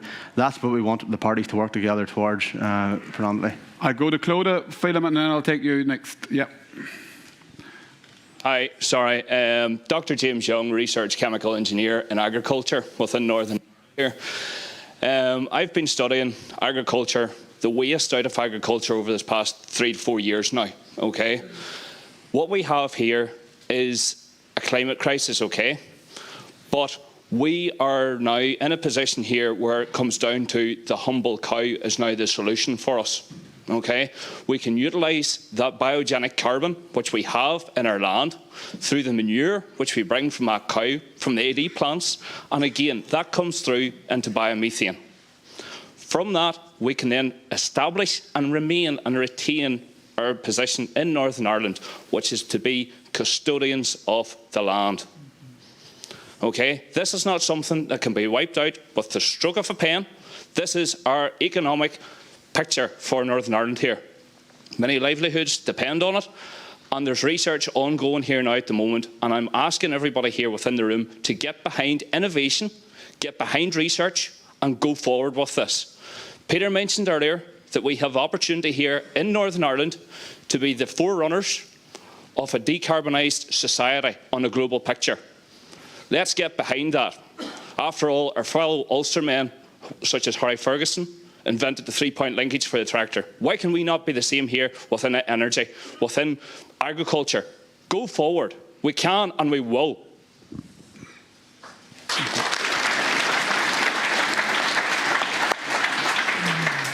Bruno Kane, beef and sheep farmer from Cookstown. Actually, what he said, I wanted to kind of raise that doom and gloom feeling and bring it back to what is the actionables that we should be thinking of that leave us kind of walking away tonight feeling that there is things that we can do. There, on the environmental statistic review that's on DAERA's website, it shows that our headcount has been pretty level, but yet when you look at the enteric gases opposed to fertilisers, manures and our carbon gases, the enteric is super high. So our ruminants are putting out more of that contribution factor, yet our headcount has been the same. So what has it that has changed so much that our ruminants are staying the same numbers, but their enteric gases are getting higher? So why aren't we looking at proposing those kind of, or why aren't we analysing that, and why aren't we proposing more solutions? instead of I think what you're referring to, the genetic solutions, the power of genetics, and I think Billy touched on that. ICBF work, the Irish Cattle Breeders Federation in the Republic, would be identifying animals that actually can achieve higher weight gains and emit 30% less methane. So there is a real potential in what you talk about. I'm not sure if any of the panel, I don't, in terms of I'm not familiar with why your enteric fermentation is increasing and your cattle numbers are staying the same. If anybody... Miles, have anything to say on that? Is that correct? I mean, there's been a recent increase in overall agricultural methane emissions, only over the past few years, but they've been broadly flat since, I mean, just looking at the reported national statistic, the national inventory numbers, they've been broadly flat since the late 90s. But yeah, I mean, your point is a very good one, though. We absolutely can't afford to allow methane emissions to go up. We need to work together to make sure that we don't allow them to go up and that we reduce them as much as we can.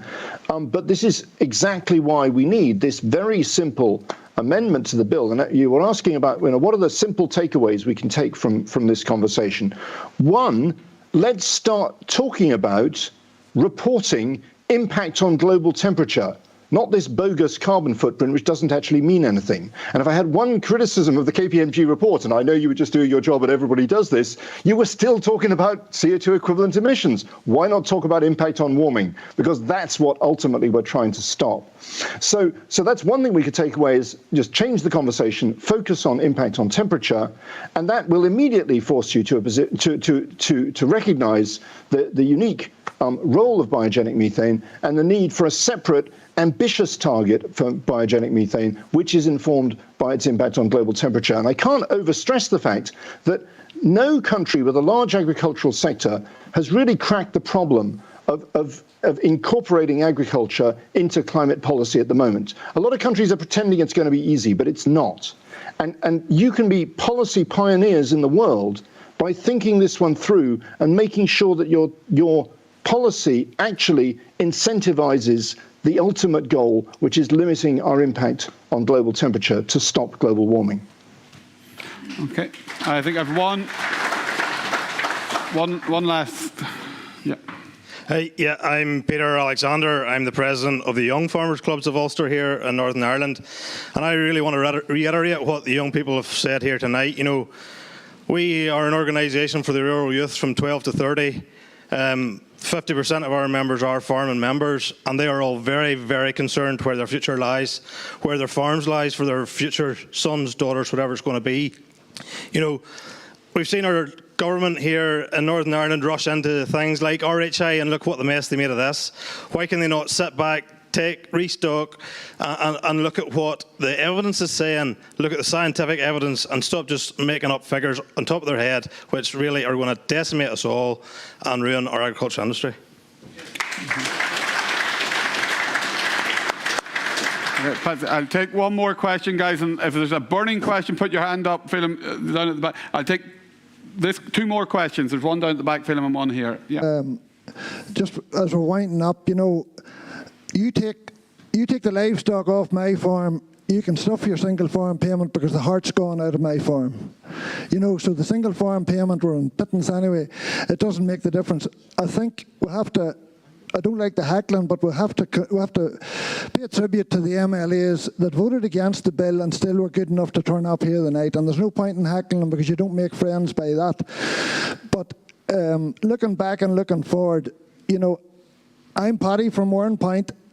I did not like the smell of what happened in Stormont the other day. It was more appropriate for the 1st of February than the date it was built, or the day the bill was held. Looking forward, all farmers in Northern Ireland, you talk about orange and green, I don't want to see it through the agricultural sector. And this is a personal opinion. But come together, farmers in Northern Ireland, come together and watch what your MLAs are doing going forward in the next 2 or 3 weeks, because that will lay the foundations of the future of our industry in Northern Ireland. Thank you. Down at the back, Phelim. Yeah, the man just at, yeah, go ahead, sorry. I'd like to thank the Irish Farmers Journal for hosting this event. Very important to get our points across. But I think we're all going away tonight having learned something. So, thank you. So started off by just myself. Robert Carmichael from Dunjavon, sheep and beef farmer, also a member of the Farmers Union. The point I want to make is our MLAs need to get their act together before May, because certainly the farmers will have their say in May.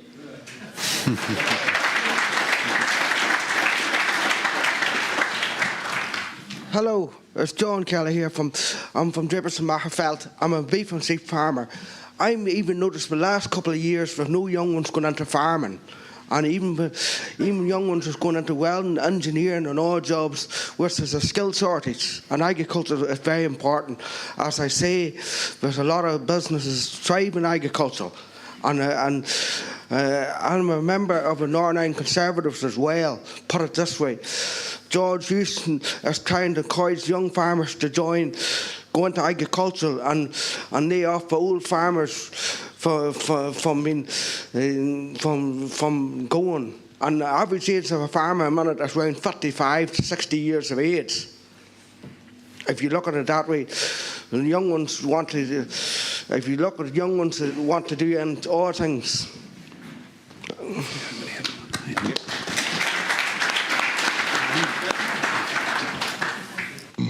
Okay, I'll let one more. There we go. I'd make a bad auctioneer. Hello, Leslie Coffey, dairy farmer. I think the take-home message tonight for me coming here is Professor Allen. I think our MLAs would spend good time if they spend a wee bit of time listening to a presentation from him. He's the only person here really tonight that's talking about sense when it comes to climate change. Because if you listen to his presentation, if I have got it right, we seem to be focusing on carbon more than methane. And methane seems to be the one we can do the most good for in our own industry. And one point to Declan, when we invest in our business, we have to invest every year. We can't sit and wait for 3 years to make an investment. We're not talking about £5,000 or £10,000. You do anything on a farm now, you're into 100,000.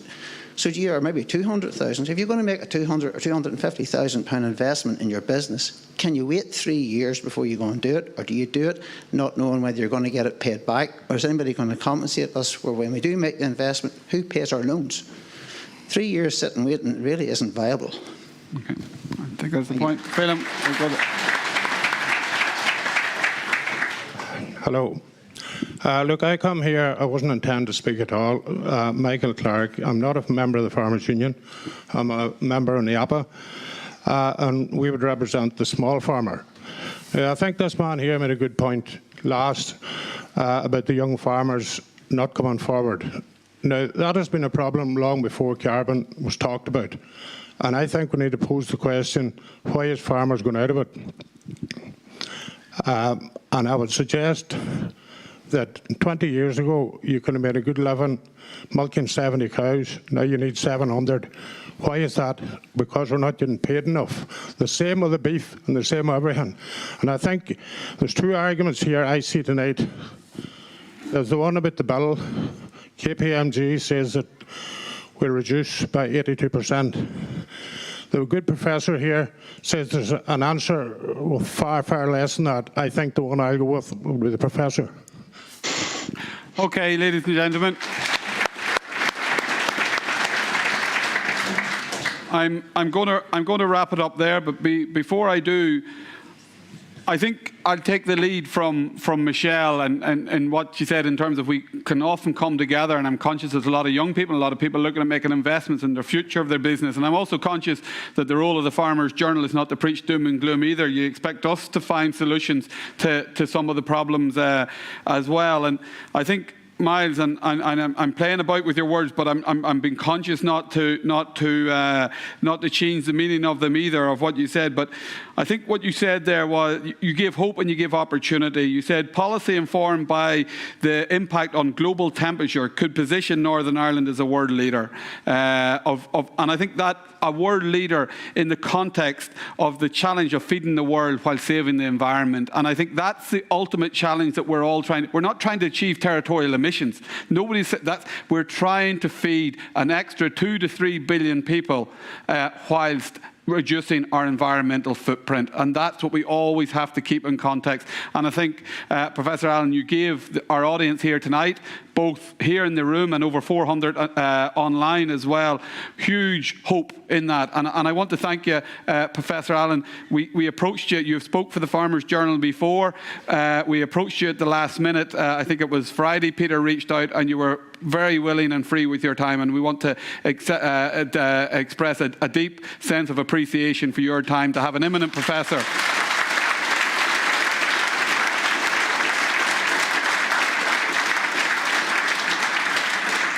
to have someone of your stature address our conference, Chairman, Professor. We deeply appreciate it. If you want to. Can I just say, I'm absolutely delighted to help. That's what we're here for. We're here to help people understand what's going on. What's been really inspiring for me about this evening, and it wouldn't have happened, I think, 5 years ago. Well, maybe it would have happened in Northern Ireland. I don't know. I haven't addressed an assembly like this in Northern Ireland. But it's certainly in many countries of the world, there's been not a single question that we have to solve the climate crisis. And that I find inspiring, is that we're all together on that. And let's keep working together. Let's not make unnecessary divisions here. And if I just make an offer here, if any MLAs want to follow up on that equation or want a little bit of further explanation of what I was talking about, I am absolutely at your disposal, because we have to get this right. We cannot solve the climate crisis without the farming community, and the certain way to failure is to shove the farming community out of the door and push them in the way that other communities have gone, of feeling they need to deny there's a climate crisis at all in order to survive. So let's keep working together, and I've been really inspired by the dedication of everybody in this room to actually solving the ultimate problem. Thank you. Thank you.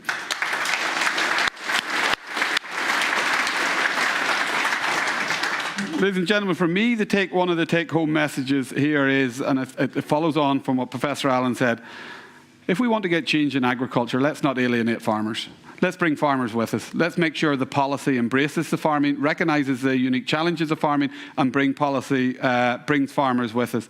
And I suppose for me, the strap from here is, let's mitigate, not decimate. And I think that really is what we're asking from our politicians. Again, to thank Professor Allen, to thank my panel, David, Peter and Russell, for all their contributions here this evening. I do want to extend the plaudits that have been expressed by some to the MLAs for coming. It would be very easy to stay at home, and thank you very much, Declan, and I'm very sorry. Rosemary, sorry. Rosemary and Michelle, indeed, for coming and contributing this evening. Thanks to the Farmers Union as well for their support in helping us organise this. I also want to thank the man on my right here personally, Peter. You can tell one of the key attributes, ladies and gentlemen, of our business is employing people that care and that have skin in the game, and you can see that comes out in abundance with Peter in terms of what we do in our business and our commitment back to our readers. And Peter, you took this by the horns last Wednesday, along with David Wright, who again, apologies, can't be here tonight, and set this meeting up. And I think we hope that it has gone some way to fulfilling our remit as a trust to help inform the debate with the facts.